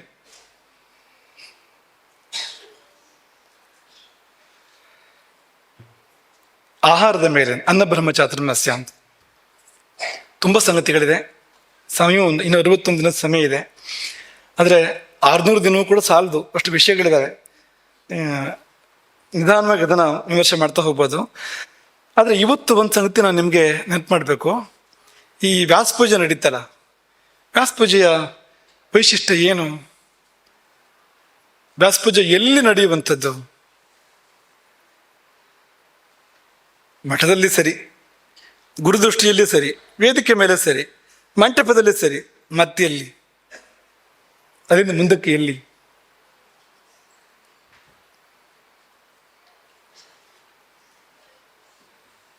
ಅಕ್ಕಿಯಲ್ಲಿ ಅಂತ. ಪ್ರಕ್ಷಾಲಿತ ಅಖಂಡಿತ ತಂಡುಲಾನ್ ಪ್ರಸಾರ್ಯ, ತೊಳೆದ ತುಂಡಿಲ್ಲದ ಅಕ್ಕಿಗಳನ್ನು ಹರಡಿ, ಅಕ್ಕಿ ಕಾಳುಗಳನ್ನು ಹರಡಿ ಅಲ್ಲಿ ದೇವತೆಗಳನ್ನ ಗುರುಗಳನ್ನ ಆವಾಹನೆ ಮಾಡುವಂಥದ್ದು. ಅಲ್ಲಿ ಒಂದು ಹಿಡಿ ಒಂದೊಂದು ಮುಷ್ಟಿ ಅಕ್ಕಿಯನ್ನಿಟ್ಟು ಕೃಷ್ಣ, ವಾಸುದೇವ, ಸಂಕರ್ಷಣ, ಪ್ರದ್ಯುಮ್ನ ಅಂತ ಏನು ಮಾಡೋದು? ಒಂದೊಂದು ಮುಷ್ಟಿ ಅಕ್ಕಿಯ ಮೇಲೆ ಅಕ್ಕಿಯನ್ನು ಇಡೋದು. ಅಕ್ಕಿಯನ್ನು ಹರಡಿ ಅದರ ಮೇಲೆ ಒಂದೊಂದು ಮುಷ್ಟಿ ಅಕ್ಕಿಯನ್ನಿಟ್ಟು ಅಲ್ಲಿ ಆ ಒಂದೊಂದು ದೇವತೆಗಳನ್ನ ಗುರುಗಳನ್ನ ಶಂಕರಾಚಾರ್ಯಭ್ಯೋ ನಮಃ, ಪದ್ಮಪಾದಾಚಾರ್ಯಭ್ಯೋ ನಮಃ ಅಂತ ಇಡುವಂಥದ್ದು. ಅದರ ಮೇಲೆ ನಿಂಬೆಹಣ್ಣಿಟ್ಟು ಆವಾಹನೆ ಮಾಡಿ ಪೂಜೆ ಮಾಡುವಂಥದ್ದು. ಹಾಗಾಗಿ ಅಕ್ಕಿ ತುಂಬ ವಿಶೇಷ ಯಾವ ಚಾತುರ್ಮಾಸ್ಯಕ್ಕೂ. ಈ ಚಾತುರ್ಮಾಸ್ಯ ಮಾತ್ರ ಅಂತಲ್ಲ, ಎಲ್ಲ ಚಾತುರ್ಮಾಸ್ಯಗಳಿಗೂ ಅಕ್ಕಿ ವಿಶೇಷ. ಇಡೀ ಚಾತುರ್ಮಾಸದಲ್ಲಿ ನಮಗೆ ಮಂತ್ರಾಕ್ಷತೆ ಸಿಗುವಂಥದ್ದೇನು? ಅಕ್ಕಿಯೇ. ಇಡೀ ಚಾತುರ್ಮಾಸ್ಯ ಏನು, ಇಡೀ ವರ್ಷ ಸಿಗುವಂಥದ್ದೇನು ನಮಗೆ? ಅಕ್ಕಿ. ಚಾತುರ್ಮಾಸದಲ್ಲಿ ತೊಳೆದ ಬಿಳಿ ಅಕ್ಕಿ ನಿಮಗೆ ಸಿಗುವಂಥದ್ದು. ಇಡೀ ವರ್ಷ ಸ್ವಲ್ಪ ಅದಕ್ಕೆ ಮೌಲ್ಯವರ್ಧನೆ ಆಗ್ತದೆ. ಬೇರೆ ಸಮಯದಲ್ಲಿ ತುಪ್ಪ ಅರಿಶಿಣ ಸೇರ್ತದೆ, ಅದು ಮಂತ್ರಾಕ್ಷತೆ. ಅಂತೂ ಅಕ್ಕಿಯ ವೈಶಿಷ್ಟ್ಯವನ್ನು ಗಮನಿಸಿ ಅಂತ. ನಮ್ಮ ಮಠದಲ್ಲಿ ಆಶೀರ್ವಾದ ಅಂತ ಕೊಡುವಂಥದ್ದೇ ಅದು ಅಂತ. ಅಕ್ಕಿ ಅಕ್ಷತೆ. ಏನಪ್ಪ ಈ ಅಕ್ಷತೆ ಅಥವಾ ಈ ಅಕ್ಕಿ ಏನು ಅಂದರೆ, ಸಮಸ್ತ ಆಹಾರ ಲೋಕದ ಪ್ರತಿನಿಧಿ ಅದು. ಅನ್ನ ಅಂದರೆ ತಿನ್ನೋದಕ್ಕೆ ಯೋಗ್ಯವಾದ ಯಾವುದೆಲ್ಲ ಇದೆ ಅದೆಲ್ಲದಕ್ಕೂ ಅನ್ನ ಅಂತಲೇ ಹೆಸರು. ಸಂಸ್ಕೃತದಲ್ಲಿ ಅನ್ನ ಶಬ್ದದ ಅರ್ಥವನ್ನು ವಿಶ್ಲೇಷಣೆ ಮಾಡುವಾಗ ಎಲ್ಲವೂ ಅನ್ನವೇ. ಯಾವ್ಯಾವುದು ತಿನ್ಲಿಕ್ಕೆ ಬರುತ್ತದೋ ಅದೆಲ್ಲವೂ ಅನ್ನವೇ. ಆದರೆ ಅಕ್ಕಿಯಿಂದ ಮಾಡಿದ್ದನ್ನು ವಿಶೇಷವಾಗಿ ಅನ್ನ ಅಂತ ಕರೀತಾರೆ ನೋಡಿ. ಯಾಕೆಂದ್ರೆ ಅದೇ ಪ್ರಧಾನವಾದ್ದು, ಅದೇ ಅತ್ಯಂತ ಮುಖ್ಯವಾಗಿರುವಂಥದ್ದು. ಅದುವೇ ಯಾವುದನ್ನು ಹೆಚ್ಚು ಪ್ರಮಾಣದ ಸೇವನೆ ಮಾಡಿರ್ತೀರಿ ನೀವು ಒಂದು ಊಟದಲ್ಲಿ ಅಂದರೆ ಅದನ್ನೇ, ಅಕ್ಕಿಯನ್ನೇ ಸೇವನೆ ಮಾಡಿರ್ತೀರಿ. ಅಕ್ಕಿಗೆ ನೀವು ಅನ್ನ ಮಾಡ್ಕೊಂಡು ಅದಕ್ಕೆ ಸಾಂಬಾರು ಹಾಕ್ಕೊಂಡು, ಅದಕ್ಕೆ ತಂಬಳಿ ಹಾಕ್ಕೊಂಡು, ಹುಳಿ, ಗೊಜ್ಜು, ಮಜ್ಜಿಗೆ ಎಲ್ಲ ಅದಕ್ಕೆ ಹಾಕ್ಕೊಂಡು ಊಟ ಮಾಡುವಂಥದ್ದು ಅಲ್ವಾ? ಅದು ಮಾತ್ರ ಬದಲಾಗೋದಿಲ್ಲ. ಈಗ ನೀವು 90 ವರ್ಷ ಬದುಕಿ ನೀವು ಒಳ್ಳೆಯದಾಗಿ ನಿಮಗೆ ಬದುಕುವಂತೆ ಆಗಲಿ. ನಾವು ಹೇಳಿದನ್ನು ಸರಿ ಕೇಳಿದ್ರೆ ನೀವು ಬಾಳ್ತೀರಿ ಎಷ್ಟು ಕಾಲ. ನೀವು ಈ ಚಾತುರ್ಮಾಸ ಸಮಯದಲ್ಲಿ ಏನು ಹೇಳ್ತೀವೋ ಅದನ್ನು ಸರಿಯಾಗಿ ಕೇಳಿದರೆ 90 ವರ್ಷ 100 ವರ್ಷ ಬಾಳ್ಬೋದು. ಬಾಳುವಂಥದ್ದು ಅದು, ಬಾಳಿಸುವಂಥದ್ದು ಅದು. ಹಾಗೆ ಅನ್ನ ನಮ್ಮಲ್ಲಿ ಕೆಲವು ಕಡೆ ಅಶನ ಅಂತ ಕರೀತಾರೆ, ದಕ್ಷಿಣ ಕನ್ನಡದಲ್ಲಿ ಅಶನ ಅಂತ ಕರೀತಾರೆ. ಅಶನ ಶಬ್ದಕ್ಕೆ ಅರ್ಥವೂ ಅದುವೇ, ತಿನ್ನುವಂಥದ್ದು ಎಲ್ಲವೂ ಬಂತು. ಅಶನ ಅಂದರೆ ಅಶನ ವಸನ ಅಂತ ಹೇಳೋದಿಲ್ವಾ, ಎಲ್ಲವೂ ಬಂತು. ಆದರೆ ಅಕ್ಕಿಯನ್ನೇ ಕರೆಯೋದು ಯಾಕೆ ಅಂದರೆ ಅದು ಪ್ರಧಾನ, ಅದು ಅತ್ಯಂತ ಮುಖ್ಯವಾಗಿರುವಂಥದ್ದು ಅಂತ. ನೀವು 90 ವರ್ಷ 100 ವರ್ಷ ಬಾಳಿದ್ರೆ ನಿತ್ಯ ಊಟ ಮಾಡ್ತೀರಲ್ಲ, ನಿಮಗದು ಬೇಜಾರು ಬಂತು ಅಂತ ಆಗ್ತದ? ಹೇಗಿರ್ಬೇಕದು? ಬೇರೆ ಯಾವುದೇ ಆಗಲಿ ಇನ್ನು ಯಾವುದೇ ಆಗಲಿ 2 ಸಾರಿ ಮಾಡಿದರೆ ಹೀಗೆ ನೋಡ್ತೀರಿ, 3 ಸಾರಿ 4 ಸಾರಿ ಮಾಡಿದರೆ ಶಾಪ ಆಗ್ತೀರಿ. ಆಮೇಲೆ ದಿನೋ ಅವಲಕ್ಕಿ ಉಪ್ಪಿಟ್ಟು ಅಲ್ವಾ, ಅದು ಮುಂದುವರಿತಾ ಇದ್ರೆ, ಅವಲಕ್ಕಿ ಉಪ್ಪಿಟ್ಟು ಮುಂದುವರಿತಾ ಇದ್ರೆ ಅಡುಗೆ ಮಾಡೋರಿಂದ ಪ್ರಾರಂಭ ಮಾಡಿ ವ್ಯವಸ್ಥೆಯಲ್ಲಿರೋ ಎಲ್ಲರಿಗೂ ಕೂಡ ಶಾಪ ಸಿಗ್ತದೆ ಅಂತ. ಅದು ಉಣ್ಣುವಾಗ ಕೊಟ್ಟ ಶಾಪ, ತಿನ್ನುವಾಗ ಕೊಟ್ಟ ಶಾಪ ಸಿಗ್ತದೆ, ಬರೀ ಅವಲಕ್ಕಿ ಉಪ್ಪಿಟ್ಟು ಅಂತ. ಅಲ್ಲಿ ಬೇರೆ ಏನಾದರೂ ಕೂಡ ನೀವು ಒಂದು 4 ಸತಿ 5 ಸತಿಗೆ ಜಾಸ್ತಿ ತಿನ್ನೋದಿಲ್ಲ. ಜಿಲೇಬಿ ಅಂತ ಅನ್ಕೊಳ್ಳಿ, ನೀವೀಗ ನಿತ್ಯ ಜಿಲೇಬಿ ಮಾಡಿದರೆ ಹೇಗಿರ್ತದೆ ಅಂತ. 3 ಹೊತ್ತು ಜಿಲೇಬಿ ಅಂತ, ನಿಮಗಿಷ್ಟು ಮಾತ್ರ ವಸ್ತುವೇ ನೀವು ಆರಿಸ್ಕೊಳ್ಳಿ ಯಾವುದು ಅಂತ. ಅದನ್ನು 3 ಹೊತ್ತು ಮಾಡಿದರೆ ನೀವು ಎಷ್ಟು ಕಾಲ ತಿಂತೀರಿ ಅಂತ. ಅದರ ಅನ್ನವನ್ನು ಕೊನೆಯವರೆಗೂ ತಿಂತೀರಿ, ಬದುಕಿರುವವರೆಗೂ. ಬೇಸರ ಬಂತು ಅಂತಲೇ ಇಲ್ಲ. ದಕ್ಷಿಣ ಕನ್ನಡದಲ್ಲಿ ಹೆಜ್ಜೆ ಹೆಜ್ಜೆ ಅಂತ ಅವರು, ಹೆಜ್ಜೆ ಹೆಜ್ಜೆಗೂ ಹೆಜ್ಜೆ ಬೇಕು ಅವರಿಗೆ, ಹೆಜ್ಜೆ ಇಲ್ಲದೆ ವ್ಯವಹಾರ ಇಲ್ಲ ಅವರದ್ದು. ಆ ಹೆಜ್ಜೆಗೆ ಅದೀಗ ಬೇರೆ ಮಾಮೂಲಿ ಅನ್ನ ಅಂತ ಅದಕ್ಕೆ ಪದಾರ್ಥಗಳನ್ನ ಬಳಸ್ತಾ ಇರ್ತಾರೆ. ಅದು ಹೆಜ್ಜೆ ಹಾಗಲ್ಲ ಅಂತ. ಅವ್ರಿಗೆ ಬೇಸರ ಬಂತು ಅಂತಲೇ ಇಲ್ಲ. ಅವರು ಎಲ್ಲಿಗೆ ಹೋದ್ರು ಅದೊಂದು ಇದೆಯಾ ಅಂತ ಮೊದಲು ವಿಚಾರಿಸ್ತಾರೆ. ಹಿಮಾಲಯಕ್ಕೆ ಹೋದ್ರು, ಚಂದ್ರಲೋಕಕ್ಕೆ ಹೋದ್ರು, ಮಂಗಳ ಲೋಕಕ್ಕೆ ಹೋದ್ರು ಹೆಜ್ಜೆ ವ್ಯವಸ್ಥೆ ಇದೆಯಾ ಅಂತ ಒಂದ್ಸತಿ ಕೇಳ್ಕೊಳ್ತಾರೆ. ಯಾಕೆಂದ್ರೆ ಅದು ಇದ್ದು ಬಿಟ್ರೆ ಪರಮ ಸುಖ ಪರಮಾನಂದ ಅಂತ. ಅದರ ಶಕ್ತಿ ನೋಡಿ ಅಂತ, ಆ ಅಕ್ಕಿಯ ಶಕ್ತಿ ನೋಡಿ ಅಂತ.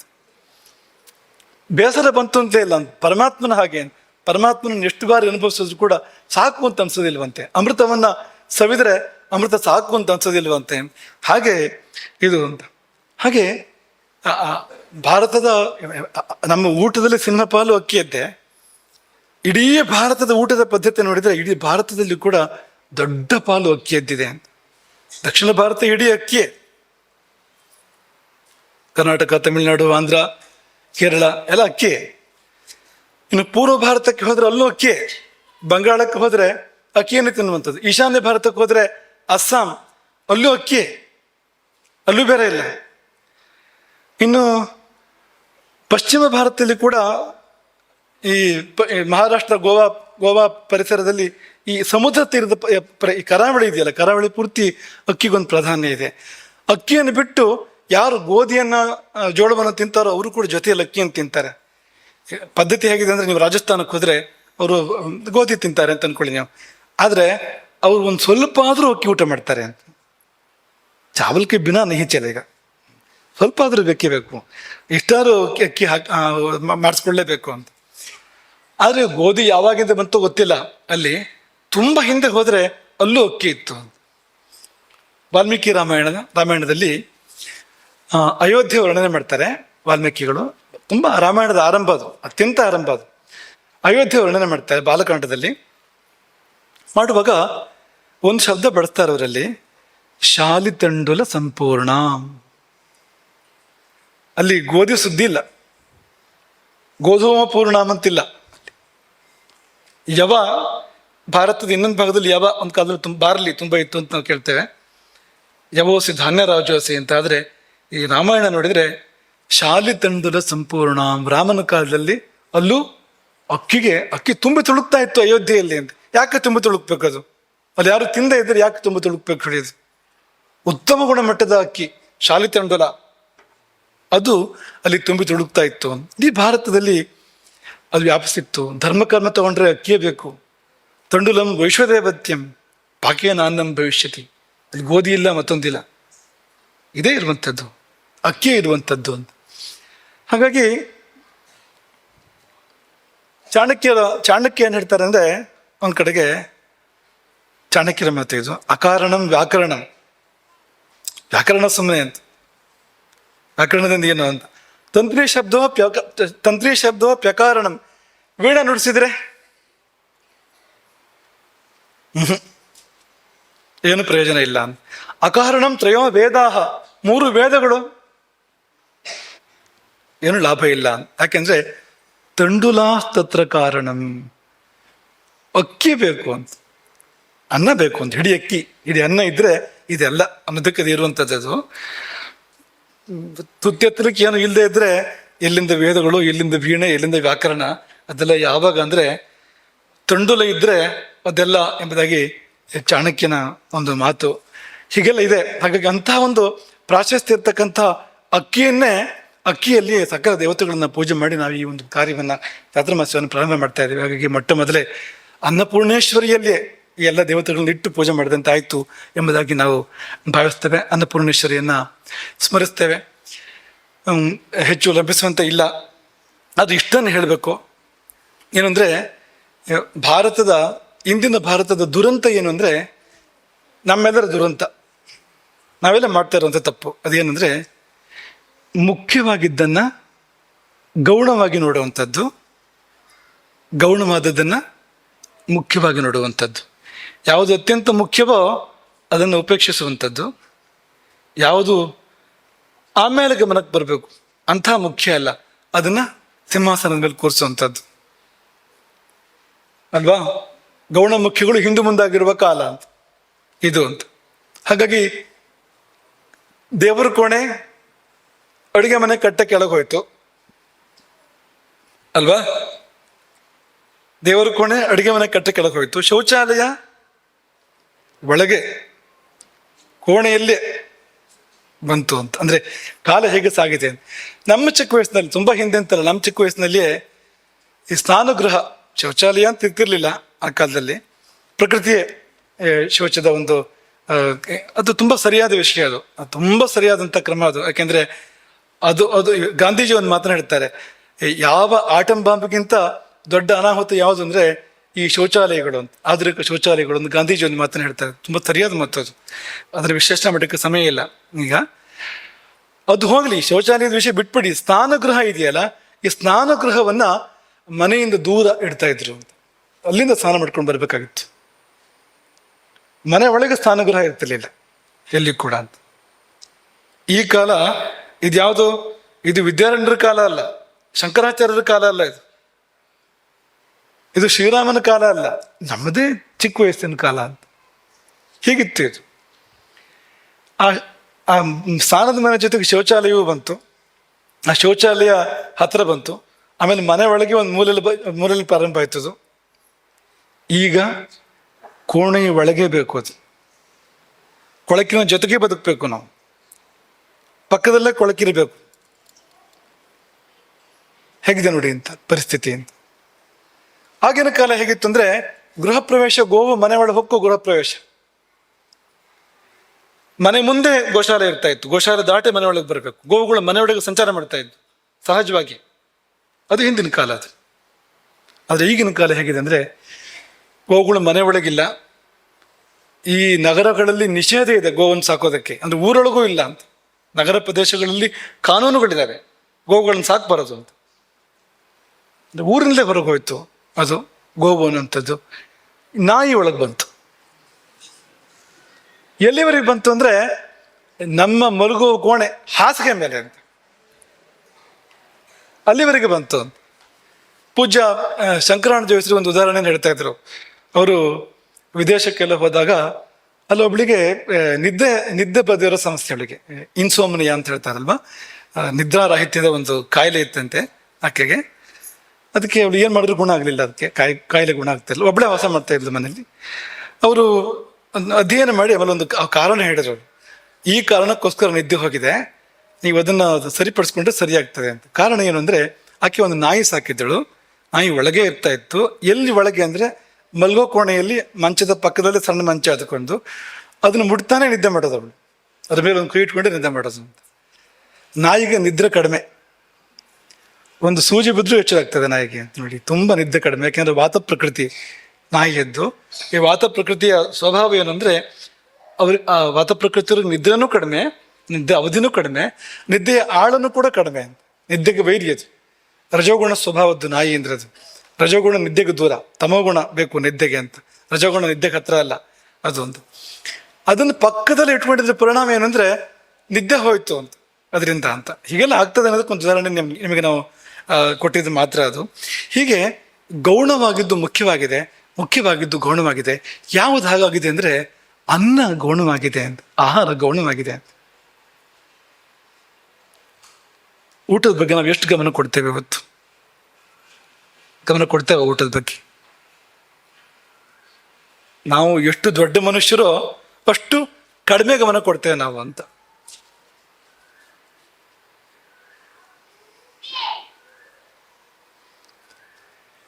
ದೊಡ್ಡ ಮನುಷ್ಯರಾದ್ರೆ ಊಟದ ಹೊತ್ತಿಗೆ ಬರ್ತಾರೆ, ಅವ್ರು ಏನು ತಿಂತಾ ಇದ್ದಾರೆ ಅಂತಲೇ ಗೊತ್ತಿರೋದಿಲ್ಲ ಅವರಿಗೆ, ಹೋಗ್ತಿರ್ತಾರೆ ತಿನ್ಕೊಂಡು.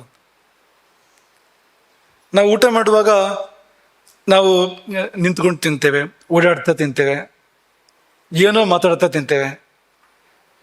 ದೂರದರ್ಶನದಲ್ಲಿ ದುರ್ದರ್ಶನ ಅಂಥದ್ದು ಯಾವ್ದನ್ನಾರು ನೋಡ್ತಾ ತಿಂತೇವೆ ನಾವು.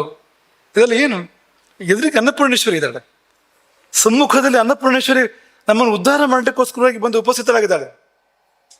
ಆದ್ರೆ ನಾವು ಏನನ್ನೋ ಯೋಚನೆ ಮಾಡ್ತಾ, ಇನ್ನೇನನ್ನೋ ಮಾತನಾಡ್ತಾ, ಎಲ್ಲ ಯಾವ ಕಡೆಗೂ ಗಮನ ಇಟ್ಕೊಂಡು, ಅಂದ್ರೆ ಈಗ ನೀವು ನಿಮ್ಮ ನೆಂಟರಷ್ಟ್ರಿಗೆ ಹಾಗೆ ಮಾಡಿ ನೋಡೋಣ. ನಿಮ್ಮ ಮನೆಗೆ ಯಾರೋ ಬಂದಿರ್ತಾರೆ ಅಂತ ಅನ್ಕೊಳ್ಳಿ, ನೀವು ಹೀಗೆ ಮಾಡಿ ಅವ್ರಿಗೆ. ಅವ್ರು ಬಡಿಸ್ಬೇಕಾದ್ರೆ ಅವರಿಗೆ ಎಲ್ಲೋ ನೋಡ್ತಾ ಬಡಿಸಿ, ಏನೋ ಮಾತಾಡ್ತಾ ಬಡಿಸಿ, ಅವರಿಗೆ ಗಮನ ಕೊಡಬೇಡಿ ಅವ್ರ ಕಡೆಗೆ. ಏನಾಗತ್ತೆ? ನಿಮಗೆ ಹಾಗೆ ಮಾಡಲಿ ಯಾರಾದರೂ. ತುಂಬ ಉಪೇಕ್ಷೆ ಇದೆ. ಮತ್ತೆ ಅದ್ರ ಬಗ್ಗೆ ಏನೂ ತಿಳ್ಕೊಳ್ಳೋ ಗೋಜು ನಾವು ಹೋಗಿಲ್ಲ. ಯಾವುದು ಸರಿ, ಯಾವುದು ತಪ್ಪು, ಯಾವುದರ ಘೋರ ಪರಿಣಾಮಗಳು ಏನು, ಯಾವುದರಿಂದ ನಾವು ಚಿರಕಾಲ ಬಾಳ್ಬಹುದು, ಆರೋಗ್ಯದಲ್ಲಿ ಬಾಳ್ಬಹುದು ಅನ್ನಕ್ಕೆ ಇನ್ನೊಂದು ಶಬ್ದ ಮಹಾಭೇಷಜಂ ಅಂತ. ಮಹಾಭೇಷಜಂ, ಭೇಷಜಂ ಅಂದ್ರೆ ಔಷಧ.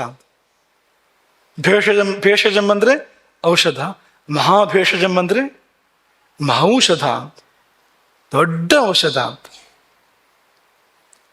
ಆರೋಗ್ಯ ಶಾಸ್ತ್ರ ಹೇಳ್ತದೆ, ನೀವು ಊಟ ಸರಿಯಾಗಿ ಮಾಡಿದ್ರೆ ನಿಮ್ಗೆ ರೋಗವೇ ಬರೋದಿಲ್ಲ ಅಂತ. ಒಂದು ಪಟ್ಟಿ ಕೊಡ್ತಾರೆ ಅವರು, ನಿತ್ಯ ಸೇವನೆಯ ಇದಿಷ್ಟು ನಿತ್ಯ ಊಟ ಮಾಡಿ, ಇದಿಷ್ಟನ್ನು ಮುಟ್ಬೇಡಿ, ಪ್ರತಿನಿತ್ಯ ಊಟ ಮಾಡಬೇಡಿ ಅಂತ ಒಂದು ಪಟ್ಟಿ ಕೊಡ್ತಾರೆ ಅವರು. ಹೀಗೆ ಮಾಡಿದ್ದಾಗ ಹೋದಾದ್ರೆ ನಿಮಗೆ ಕಾಯಿಲೆ ಬರೋದಿಲ್ಲ ಅಂತ ಅವರು ಬರೆದು ಕೊಟ್ಟಿದ್ದಾರೆ. ನೀವು ಯಾವತ್ತೂ ರೋಗ ಬಂದು ಅನ್ಭವಿಸೋದಿಲ್ಲ ಅಂತ. ಸುಮ್ಮನೆ ಏನು ಬರ್ಕೊಟ್ಟಿರೋದಿಲ್ಲ ಅಲ್ವಾ ಅದನ್ನ ಅಂತ. ನಾವೇನಾದ್ರು ತಿಳ್ಕೊಂಡಿದ್ದೇವೆ ಇದನ್ನ ಅಂತ. ಆಹಾರದ ಬಗ್ಗೆ ಪ್ರಾಚೀನ ಪರಿಕಲ್ಪನೆ ಆಗಲಿ, ಆಧುನಿಕ ಪರಿಕಲ್ಪನೆ ಆಗಲಿ, ಯಾವುದೇ ಒಂದು ತಿಳ್ಕೊಳ್ಳೋ ಗೋಜಿಗೆ ಹೋಗದೆ ಒಟ್ಟು ತಿಂತಾ ಇದ್ದೇವೆ. ತುತ್ತಿನ ಚೀಲವನ್ನು ತುಂಬಿಸ್ತಾ ಇದ್ದೇವೆ. ಅದು ಅಮೃತವೋ, ವಿಷವೋ, ರೋಗವೋ, ಶಾಪವೋ, ಶುಚಿಯೋ, ಅಶುಚಿಯೋ, ಏನು ಸಂಬಂಧ ಇಲ್ಲ. ಬಹಳ ಮುಂದುವರೆದು ತಿಳ್ಕೊಡ್ತೇವೆ. ಆದರೆ ಹಿಂದಿನವರು ತುಂಬ ನೋಡ್ತಾ ಇದ್ರು ಇದನ್ನೆಲ್ಲ. ನಾವು ಏನೂ ನೋಡೋದಿಲ್ಲ. ಅಂಗಡಿಗೆ ಹೋಗಿ ಹಣ ಕೊಟ್ಟು ತರ್ತೇವೆ, ಅದರಲ್ಲಿ ಏನಿದೆಯೋ, ಅದನ್ನು ಹೇಗೆ ಮಾಡಿದ್ರೋ, ಯಾವ ವಿಷಯವನ್ನು ಸುರಿದ್ರೋ, ಏನಾದರೂ ನೋಡ್ತೇವೆ ನಾವು. ಸೀದಾ ತಿಂತೇವಲ್ಲ ನಾವು ಅದನ್ನು, ಒಂದಿಷ್ಟು ಮುಂಜಾಗ್ರತೆ ಅಲ್ಲದೆ.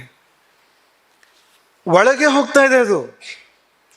ಈಗ ಮನೆ ಒಳಗೆ ನೀವು ಯಾರನ್ನಾರು ಬಿಟ್ಕೊಳ್ತೀರ ಸುಲಭದಲ್ಲಿ? ನಿಮ್ಮ ಮನೆ ಒಳಗೆ ಗುರುತು ಪರಿಚಯ ಇಲ್ಲದೇ ಇರೋರನ್ನ, ನಿಮಗೆ ಸರಿಯಾಗಿ ಗೊತ್ತಿಲ್ಲದೆ ಇರೋರನ್ನ ಬಿಟ್ಕೊಳ್ತೀರ ಮನೆ ಒಳಗಡೆಗೆ? ಇಲ್ಲಿ ಒಳಗಡೆ ಬಿಟ್ಕೊಳ್ತಾ ಇದ್ದೀರಲ್ಲ ಅಂತ. ದೇಹದ ಒಳಗೆ ಅದ್ಯಾವುದು ಏನು ಅದ್ರ ಒಂದು ಪರಿಜ್ಞಾನವೇ ಇಲ್ಲದೆ ಒಳಗೆ ನಾವು ಕಳಿಸ್ತಾ ಇದ್ದೇವಲ್ಲ ಅಂತ. ಅದು ಹೋಗಿ ನಾವೇ ಆಗ್ತಾ ಇದೆ ಬೇರೆ. ನಮ್ಮ ದೇಹ ಮನಸ್ಸಾಗಿ ಪರಿಣಾಮ ಆಗ್ತಾ ಇದೆ ಅಂತ. ಆದರೆ ಕಿಂಚಿತ್ತೂ ಕೂಡ ಗಮನ ಇಲ್ಲ ಆ ಕಡೆಗೆ ಅಂತ.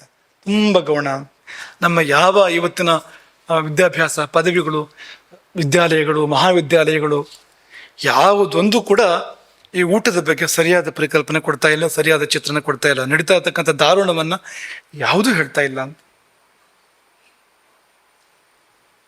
ಹಾಗಾಗಿ ಈ ಚಾತುರ್ಮಾಸ್ಯದಲ್ಲಿ ನಾವು ಆರಿಸ್ಕೊಂಡು ಊಟದ ಬಗ್ಗೆ ಮಾತಾಡೋಣ.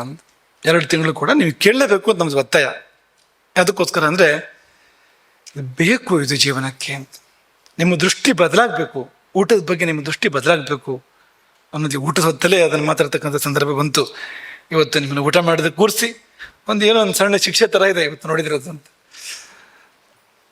ಹಾಗಾಗಿ ಅನ್ನದ ಯೋಗ್ಯತೆ ತುಂಬ ದೊಡ್ಡದು. ಅನ್ನ ಎಷ್ಟರ ಮಟ್ಟಿಗೆ ದೊಡ್ಡದು ಅಂದರೆ, ಯಾಕೆ ಅನ್ನನ ಉಪೇಕ್ಷೆ ಮಾಡಬಾರ್ದು ಅಂದರೆ, ನಮ್ಮ ಸಂಸ್ಕೃತಿ ಅದನ್ನು ದೇವರು ಅಂತ ಹೇಳ್ಬಿಟ್ಟಿದೆ. ದೇವರೇ ಭೃಗುರು ವೈ ವಾರುಣಿ ವರುಣಂ ಪಿತರಮುಪಸಸಾರ ಅಧೀಹಿ ಭಗವೋ ಬ್ರಹ್ಮೇತಿ. ಭೃಗು ವರುಣ ಪುತ್ರ, ಆತ ತನ್ನ ತಂದೆಯ ಬಳಿ ಸರಿ ಕೇಳ್ತಾನೆ, ಅಧೀಹಿ ಭಗವೋ ಬ್ರಹ್ಮೇತಿ, ಯಾವುದು ಬ್ರಹ್ಮ, ಪರಮಾತ್ಮ ಅಂದರೆ ಏನು ಅಂತ ನಂಗೆ ತಿಳಿಸ್ಕೊಡಿ ಅಂತ ತಂದೆಯನ್ನ ಭೃಗು ಕೇಳಿದಾಗ, ಅದಕ್ಕೆ ತಂದೆ ಕೊಟ್ಟ ಉತ್ತರ ಅನ್ನಂ ಪ್ರಾಣಂ ಚಕ್ಷು ಶ್ರೋತ್ರಂ ಮನೋ ವಾಚಂ ಅಂತ ಒಂದು ಪಟ್ಟಿ ಕೊಟ್ಟು, ಆ ಪಟ್ಟಿಯಲ್ಲಿ ಮೊಟ್ಟ ಮೊದಲು ಪ್ರಸ್ತಾಪ ಮಾಡಿದ್ದು ಯಾವುದು ಅಂದರೆ ಅನ್ನಂ. ಅನ್ನವೇ ಬ್ರಹ್ಮ ಅಂತ, ಅನ್ನವೇ ಪರಮಾತ್ಮ. ಆಮೇಲೆ ಭೃಗು ತಪಸ್ಸು ಬೇರೆ ಮಾಡಿದ್ನಂತೆ. ತಪಸ್ತತ್ವ, ತಪಸ್ಸು ಮಾಡಿದ ಮೇಲೆ ಸಾಕ್ಷಾತ್ಕಾರ ಆಗಿದ್ದೇನು ಭೃಗುವಿಗೆ ಅಂದರೆ ಸ ತಪೋ ತಪ್ಯತ ಸ ತಪಸ್ತಪ್ತ್ವ ಅನ್ನಂ ಬ್ರಹ್ಮೇತಿ ವ್ಯಜಾನಾತ್. ಅನ್ನವೇ ಬ್ರಹ್ಮ ಎಂಬುದನ್ನು ತಿಳಿದುಕೊಂಡ. ಸುಮ್ಮನೆ ಹೇಳಿರ್ಲಾರಲ್ವಾ ಇದು. ಭೃಗುಮುನಿಯಂಥ ಒಂದು ಮಹಾತಪಸ್ವಿ, ಜ್ಞಾನಸಿದ್ಧ, ಮಹಾಮಹಿಮ ಅಂಥವರು ತಪಸ್ ಮಾಡಿ ಕಂಡುಕೊಂಡಿದ್ದೇನು ಅಂದರೆ ಅನ್ನಂ ಬ್ರಹ್ಮ. ಸುಮ್ಮನೆ ಹೇಳಿರ್ಲಾರು ಅಲ್ವಾ ಅಂತ ಕೇಳೋದು ನಾವು. ಲಕ್ಷಣಗಳನ್ನು ಕೂಡ ಹೇಳಿಬಿಟ್ಟಿದ್ದಾರೆ. ಬ್ರಹ್ಮ ಅಂದರೆ ಯಾವುದು? ಯಾವುದರಿಂದ ಹುಟ್ಟು, ಯಾವುದರಿಂದ ಬದುಕು, ಎಲ್ಲಿ ಹೋಗಿ ಕೊನೆಯಲ್ಲಿ ಏನಾಗ್ತೇವೆ, ಅದೇ ಬ್ರಹ್ಮ. ನಿಮ್ಮೆಲ್ಲರೂ ಹುಟ್ಟು ಅನ್ನದಿಂದಲೇ ಆಗಿದೆ. ನಮ್ಮ ತಂದೆ ತಾಯಿ ಏನು ಅನ್ನ ಊಟ ಮಾಡಿದ್ರೋ ಅನ್ನವೇ ಸೂಕ್ಷ್ಮವಾದ ಪುನರುತ್ಪಾದಕವಾದ ಧಾತುವಾಗಿ ಪರಿವರ್ತನೆ ಹೊಂದಿದ್ದಾನೆ ನಾವು ಹುಟ್ಟಿರುವಂಥದ್ದು. ನಾವೆಲ್ಲ ಹುಟ್ಟುತ್ತಾ ಇದ್ವು ಇಲ್ಲದೇ ಇದ್ರಿ. ಹಾಗಾಗಿ ಯಥೋವಾ ಇಮಾನಿ ಭೂತಾನಿ ಜಾಯಂತೆ, ಎಲ್ಲಿಂದ ಹುಟ್ಟು, ಎಲ್ಲಿಂದ ಬದುಕು, ಪ್ರಶ್ನೆ ಇಲ್ಲ ಅದರಲ್ಲಿ. ಬದುಕು ಎಲ್ಲಿಂದ? ಊಟ ಮಾಡಿದರೆ ಬದುಕು ಇಲ್ಲ ನೋಡಿ, ಎಷ್ಟು ದಿವಸ ಇರೋಕ್ಕೆ ಸಾಧ್ಯ ಅಂತ. ಹಾಗಾಗಿ ಏನ ಜಾತಾನಿ ಜೀವಂತಿ, ಹುಟ್ಟಿದವರು ಯಾವುದರಿಂದ ಬದುಕಿದಾರೋ, ಯತ್ಪ್ರಯಂತಿ ಅಭಿಸಂವಿಶಂತಿ, ಕೊನೆಗೆ ಹೋಗಿ ಯಾವುದನ್ನು ಸೇರ್ತಾರೋ ಅಂತ. ನಾವು ಅನ್ನವನ್ನೇ ಹೋಗಿ ಸೇರ್ತೇವೆ ಕೊನೆಯಲ್ಲಿ. ಇದು ಹೋಗಿ ಸೇರೋದು ಎಲ್ಲಿ? ಈ ದೇಹ ಕೊನೆಗೆ ಯಾರಿಗೂ ಆಹಾರ ಆಗಬೇಕು. ಅದು ಕ್ರಿಮಿಕೀಟಗಳಿಗೋ ಇನ್ನೊಂದಕ್ಕೂ ಆಹಾರ ಆಗಬೇಕು. ಅಥವಾ ಈ ಪಂಚಭೂತಗಳು ಅವು ಪರಿವರ್ತನೆ ಹೊಂದಿ ಯಾವುದೋ ಒಂದು ಗಿಡಕ್ಕೆ ಸೇರಿದರೆ ಅದು ತರಕಾರಿ ಆಗ್ಬೋದು, ಸೊಪ್ಪಾಗ್ಬೋದು, ಇನ್ನೊಂದಾಗ್ಬೋದು, ಹಣ್ಣಾಗ್ಬೋದು, ಮತ್ತೊಂದಾಗ್ಬೋದು. ಈ ಪಂಚಭೂತಗಳೇ ಇನ್ನೆಲ್ಲ ಹೋಗಿ ಆಹಾರವಾಗಿ ಪರಿವರ್ತನೆ ಆಗ್ತವೆ ಅಂತ, ಅನ್ನವಾಗಿ ಪರಿವರ್ತನೆ ಆಗ್ತವೆ ಅಂತ. ಸೇಬನ್ನು ನಾವು ತಿನ್ಬೋದು. ನಮ್ಮ ದೇಹ ಬಿದ್ದು ಅಲ್ಲೇ ಒಂದು ಸೇಬಿನ ಗಿಡ ಹುಟ್ಟಿದರೆ, ಅದು ಸೇಬಿನ ಗಿಡದ ಮೂಲದಲ್ಲಿ ನಮ್ಮ ಬದುಕು ಮುಕ್ತಾಯ ಆದರೆ ಅದೇ ದೇಹದ ಅಂಶಗಳಿಂದ ಮತ್ತೆ ಸೇಬವನ್ನು ಬರ್ಬೋದು ಪುನಃ ಅಂತ. ಹಾಗಾಗಿ ಅದೊಂದು ಚಕ್ರ ಇದ್ದ ಹಾಗೆ ಅದು ಅಂತ, ಅನ್ನ ಚಕ್ರ ಅಂತ. ಅದೇ ಬ್ರಹ್ಮ ಅಂತ ಅಂದಮೇಲೆ ಅನ್ನ ಪೂರ್ಣ ಅರ್ಥದಲ್ಲಿ ಬ್ರಹ್ಮ ಆಯ್ತು ನೋಡಿ ಎಂಬುದನ್ನು ಉಪನಿಷತ್ತು ಹೇಳಿರುವಂಥದ್ದು. ನಿಮಗೆ ಈ ಭಾವನೆಗಳಿದೆಯಾ ಅಂತ ಕೇಳೋದು ನಾವು. ನೀವು ಊಟ ಮಾಡೋ ಹೊತ್ತಲ್ಲಿ ನಿಮ್ಮ ಎದುರಿಗಿರುವಂಥದ್ದನ್ನು ಈ ದೃಷ್ಟಿಯಿಂದ ನೋಡ್ತಾ ಇದ್ದೀರಾ ಅಂತ ಗಂಭೀರವಾಗಿ ಯೋಚನೆ ಮಾಡಿ ಅಂತ. ಗೌರವದಿಂದ ನೋಡ್ತಾ ಇದ್ದೀರಾ ಅಂತ ಊಟವನ್ನ ಅಂತ. ನೀವು ಏನೇ ಹೇಳಿ ನಾವಿಲ್ಲ ಅಂತಲೇ ಹೇಳ್ತೇವೆ, ಮಾಡ್ತಾ ಇಲ್ಲ ಅದನ್ನು ಅಂತ. ಹಾಗಾಗಿ ನಾವು ಹೀಗಾಗಿದ್ದು. ಇಷ್ಟು ಕಷ್ಟ ಪರಂಪರೆಗಳು, ಕಾಯಿಲೆಗಳು ಎಲ್ಲ ಯಾಕೆ ಆಗಿದ್ದು ಅಂದರೆ ಇದೇ ಕಾರಣಕ್ಕಾಗಿ. ವೇದ ಒಂದ್ಸತಿ ಅಂತಲ್ಲ ಪದೇ ಪದೇ ಹೇಳಿದೆ. ಓದನ ಮುದ್ಬ್ರುವತೆ ಪರಮೇಷ್ಠೀವ ಏಷಃ ಯದೋದನ, ಪರಮೇಷ್ಠೀವ ಏಷಃ ಯದೋದನ ಅಂತ. ಈ ಓದನ ಅಂದರೆ ಅನ್ನ ಏನಿದೆಯೋ ಪರಮೇಷ್ಠಿ ಅಂತ, ಅದುವೇ. ಇನ್ನೊಂದು ಕಡೆಗೆ ವಿಶ್ವಭೃದ್ವೈ ನಾಮೀಶ ತನೂರ್ ಭಗವತೋ ಯದಿದಂ ಅನ್ನಂ, ಅನ್ನ ಅಂತಲೇ ಯಾವುದನ್ನು ಹೇಳ್ತಾ ಇದ್ದೀರೋ ಇದು ಬೇರೆ ಏನೂ ಇಲ್ಲ, ಭಗವಂತನದ್ದೇ ಒಂದು ರೂಪ, ವಿಶ್ವಧಾರಕ ರೂಪ ಅಂತ. ಈ ಜಗತ್ತನ್ನು ಭಗವಂತ ಅನ್ನದ ರೂಪದಿಂದ ಧಾರಣೆ ಮಾಡಿದ್ದಾನೆ. ಹಾಗಾಗಿ ನಾವು ಅನ್ನಪೂರ್ಣೇಶ್ವರಿ ಅಂತ ಪೂಜೆ ಮಾಡುವಂಥದ್ದು, ಅರ್ಚನೆ ಮಾಡುವಂಥದ್ದು. ಅನ್ನಪೂರ್ಣೇಶ್ವರಿ ಅಂತ ಯಾತಕ್ಕೆ ಅರ್ಚನೆ ಮಾಡ್ತೇವೆ ಅನ್ನಪೂರ್ಣೇಶ್ವರಿ ಅಂತಂದರೆ ಇದೇ ಕಾರಣಕ್ಕೋಸ್ಕರವಾಗಿ ನಾವು ಅರ್ಚನೆ ಮಾಡ್ತೇವೆ ಅನ್ನಪೂರ್ಣೇಶ್ವರಿ ಅಂತ. ಅದು ಸಾಕ್ಷಾತ್ ಭಗವಂತ. ಹಾಗಾಗಿ ಈ ಗೌರವದಿಂದ ನಾವು ನೋಡುವಂತೆ ಆಗಲಿ ಅನ್ನೋದೊಂದು. ಮತ್ತು ಇನ್ನೊಂದು, ಅದು ನಮ್ಮನ್ನು ಆರೋಗ್ಯವಂತವನ್ನಾಗಿ ಮಾಡ್ತದೆ. ಸರಿಯಾಗಿ ಊಟ ಮಾಡಿದರೆ ನಾವು ಆರೋಗ್ಯವಾಗಿರ್ಬೋದು, ಎಲ್ಲ ಕಾಯಿಲೆಗಳನ್ನು ಕಳ್ಕೊಳ್ಬೋದು ಅನ್ನೋದು ಇನ್ನೊಂದು. ಅದಕ್ಕೊಂದು ಕಥಾನಕ ಇದೆ, ಸಮಯದ ಮಿತಿ ತುಂಬ ಇದೆ, ಹಾಗಾಗಿ ಅದನ್ನು ಮುಂದಕ್ಕೆ ತಗೊಳ್ತೇವೆ. ಇಷ್ಟೇ ಹೇಳಲಿಕ್ಕಿರುವಂಥದ್ದು. ಅನ್ನವನ್ನು ನೋಡುವಂತೆ ನೋಡೋಣ, ಅನ್ನವನ್ನು ಉಣ್ಣುವ ಕ್ರಮದಲ್ಲಿ ಉಣ್ಣೋಣ, ಅನ್ನವನ್ನು ಉಪೇಕ್ಷೆ ಮಾಡದೇ ಇರೋಣ. ನಿಮ್ಮ ಮನೆಯಲ್ಲಿ ನಿಮಗೆ ಎಲ್ಲವನ್ನೂ ಮಾಡಿಕೊಡುವಂಥ ಭಗವಂತ ರೂಪತಾಳಿ ಇದ್ದಾಗ ಕೆಲಸದ ಅಳೆಗಿಂತ ಕಡಿಮೆಯಾಗಿ ನೋಡಿದರೆ ಅದು ಶಾಪವಾಗಿ ನಿಮಗೆ ಹೇಗೆ ಪರಿಣಮಿಸ್ಬೋದು ಅನ್ನೋದನ್ನು ಮನಸ್ಸಲ್ಲಿ ಇಟ್ಕೊಂಡು ಅದೇ ರೀತಿಯಲ್ಲಿ ನಾವು ಇರಬೇಕಾಗಿದೆ ಅನ್ನೋದನ್ನು ನಾವು ಆರಂಭದಲ್ಲಿ ಭಾವಿಸ್ತಾ, ಇಡೀ ಈ ಚಾತುರ್ಮಾಸ್ಯದ ಉದ್ದಕ್ಕೂ ಈ 61 ಅಥವಾ 64 ಹಿಂದೆ ಮುಂದೆ ಎಲ್ಲ ಸೇರಿಕೊಂಡಾಗ ಇಷ್ಟೂ ದಿನಗಳ ಕಾಲವೂ ಕೂಡ ಅನ್ನಾನುಸಂಧಾನ ಇಲ್ಲಿ ಸರ್ವತ್ರ, ಇಲ್ಲಿ ಮಾತ್ರ ಅಲ್ಲ. ಚಾತುರ್ಮಾಸ್ಯವನ್ನು ನಾವು ಮಾತ್ರ ಮಾಡ್ತೇವೆ, ಆದರೆ ನೀವೆಲ್ಲರೂ ಈ ಅನ್ನಾನುಸಂಧಾನವನ್ನು ಮಾಡಬೇಕು. ಈ ಮಾತುಕತೆಗಳು ಅಡುಗೆ ಮನೆಯಲ್ಲೂ ನಡಿಬೇಕು, ನಿಮ್ಮ ಮನೆಗಳಲ್ಲಿ ಕೂಡ, ನೀವು ಊರಿಗೆ ಹೋದಂಥ ಮನೆಗಳಲ್ಲಿ ಕೂಡ ನಡಿಬೇಕು, ನಿಮ್ಮ ಕೋಣೆಗಳಲ್ಲಿ ಕೂಡ ನಡಿಬೇಕು. ಮತ್ತು ಬದಲಾವಣೆಗಳು ಆರಂಭ ಆಗಬೇಕು. ಏನು ನಮ್ಮ ಪರಂಪರೆ ಹೇಳಿದೆ, ಆ ರೀತಿಯಲ್ಲಿ ಇದು ನಡಿಬೇಕು ಎಂಬುದಾಗಿ ಈ ಸಮಯದಲ್ಲಿ ಭಾವಿಸ್ತಾ, ಮತ್ತೆ ಕೊನೆಯದೊಂದು ಮಾತೇನೆಂದರೆ, ಈ ತುಂಬ ಭಯ ಪಡ್ಕೋಬೇಡಿ, ಆತಂಕ ಪಡ್ಕೋಬೇಡಿ. ಏನೇನು ಕಾದಿದೆಯೋ ಇನ್ನು ಈ ಅದು ಏನಾಗ್ತದೆ, ಶ್ರದ್ಧೆ ಇಲ್ಲದೆ ಇದ್ದರೆ ಅವರಿಗೆ ಚಿಂತೆ ಏನೂ ಇಲ್ಲ. ಈ ಕಿವಿಯಿಂದ ಕೇಳಿ ಈ ಕಡೆಯಿಂದ ಬಿಟ್ಟರಾಯ್ತು. ಈ ಶ್ರದ್ಧೆ ಇರುವವ್ರಿಗೆ ಸಮಸ್ಯೆ ಏನಂದರೆ, ಆಯಿತು ಗುರುಗಳು ಪ್ರವಚನಕ್ಕೆ ಹೋಗ್ಬೇಕೋ ಬೇಡವಾ ಅಂತ, ಹೋದ ಮೇಲೆ ಗುರುಗಳು ಹೇಳಿದಂತೆ ಮಾಡಬೇಕಾಗ್ತದೆ, ಮಾಡದೇ ಇರೋದು ಸರಿಯಲ್ಲ. ಏನು ಹೇಳ್ತಾರ, ಊಟ ಮಾಡ್ಲಿಕ್ಕೆ ಬಿಡ್ತಾರೋ ಇಲ್ಲೋ ನಾಳೆಯಿಂದ ಅನ್ನೋ ಚಿಂತೆ ಬಾಧಿಸ್ಬೋದು. ಆದರೆ ನಮ್ಮ ಪೂರ್ವಜರು ಹಾಗೆಲ್ಲ ಅಲ್ಲ, ತುಂಬ ಕರುಣಾಳುಗಳು ಅವರು. ಅವರು ಎಲ್ಲಿವರೆಗೆ ಹೇಳಿದಾರೆ ಅಂದರೆ, ಪ್ರಾಣಾತ್ಯಯೇ ಸರ್ವಾನ್ನಾನುಮತಿ. ನಿನಗೆ ಅಂಥ ಪ್ರಾಣ ಹೋಗೋ ಸಂದರ್ಭ ಬಂತಂದರೆ ಏನನ್ಬೇಕು ಅವರು ತಿನ್ನೋ, ಸರ್ವಾನ್ನಾನುಮತಿ. ಯಾಕೆ ಹೇಳ್ತಾರೆ ಈ ಮಾತನ್ನು? ಕನಕರದಿಂದ ಹೇಳಿರುವಂಥ ಮಾತಿದು. ಪ್ರಾಣಾತ್ಯಯೇ ಸರ್ವಾನ್ನಾನುಮತಿ, ಎಲ್ಲವನ್ನು ತಿನ್ಬೋದು ಆಗ. ಇಂತಹ ದಾರಿಗಳಿದ್ದಾವೆ. ಮಾತ್ರ ಅಲ್ಲ, ಎಷ್ಟೋ ಸಂಗತಿಗಳು ನಮ್ಮ ಜೀವನದಲ್ಲಿ ಸರಿಪಡಿಸ್ಕೊಳ್ಳೋಕೆ ಆಗೋದಿಲ್ಲ ನಮ್ಗೆ. ಅದನ್ನು ಅದು ನನ್ನ ಕೈಲಿ ಇಲ್ಲ. ಅದು ಏನು ಮಾಡೋದು ಆಗ ಅಂದರೆ, ಅದಕ್ಕೂ ದಾರಿಗಳನ್ನ ಹೇಳಿದ್ದಾರೆ. ಅಷ್ಟನ್ನು ಒಂದು ಚಿಕ್ಕ ಒಂದು ಕಾರ್ಯದ ಮೂಲಕ ಎಲ್ಲ ದೋಷವನ್ನು ಸರಿಪಡಿಸ್ಕೊಳ್ಬೋದು ಅಂಥ ದಾರಿಗಳನ್ನ ಕೂಡ ಹೇಳಿದ್ದಾರೆ ಅಂತ. ಅದೆಲ್ಲವನ್ನು ಕೂಡ ಮುಂದೆ ಬರುವ ದಿನಗಳಲ್ಲಿ ಅನುಸಂಧಾನ ಮಾಡೋಣ. ಇಂದಿನಿಂದ ವಿಜೃಂಭಣೆಯಿಂದ ಈ ಚಾತುರ್ಮಾಸ್ಯ ನಡೀಲಿ. ನೀವೆಲ್ಲ ಸಮೃದ್ಧಿಯಾಗಿ ಊಟ ಮಾಡಿ ಈ ಚಾತುರ್ಮಾಸ್ಯದಲ್ಲಿ. ಹೇಗೆ ಅಂದರೆ, ಕಂಠಮಟ್ಟ ಊಟ ಮಾಡಿ ಅಥವಾ ಇದು ನಾಸಿಕಾ ಪರ್ಯಂತ ಮೂಗಿನ ಮಟ್ಟ ಊಟ ಮಾಡಿ ನಾವು ಹೇಳೋದಿಲ್ಲ. ಯಾಕೆಂದರೆ ಬೇರೆ ಏನೋ ಹೇಳೋಕೆ ಹೊರಟಿದೆ ನಾವೀಗ. ಸಾವಕಾಶ ಊಟ ಮಾಡಿ ಅಂತ ಅನ್ನೋ ಪದ್ಧತಿ ಇದೆಯಲ್ವಾ? ಪಂಕ್ತಿ ಮೇಲೆ ಊಟ ಶುರು ಮಾಡಬೇಕಾದ್ರೆ ಸಾವಕಾಶೇನ ಭೋಕ್ತವ್ಯಂ, ಸಾವಕಾಶ ಊಟ ಮಾಡಿ, ಸಾವಧಾನೇನ ಭೋಕ್ತವ್ಯಂ, ಇದೆರಡನ್ನು ಹೇಳೋ ಪದ್ಧತಿ ಇದೆ. ಸಾವಧಾನೇನ ಭೋಕ್ತವ್ಯಂ, ಸಾವಕಾಶ ಊಟ ಮಾಡಿ ಅಂತ.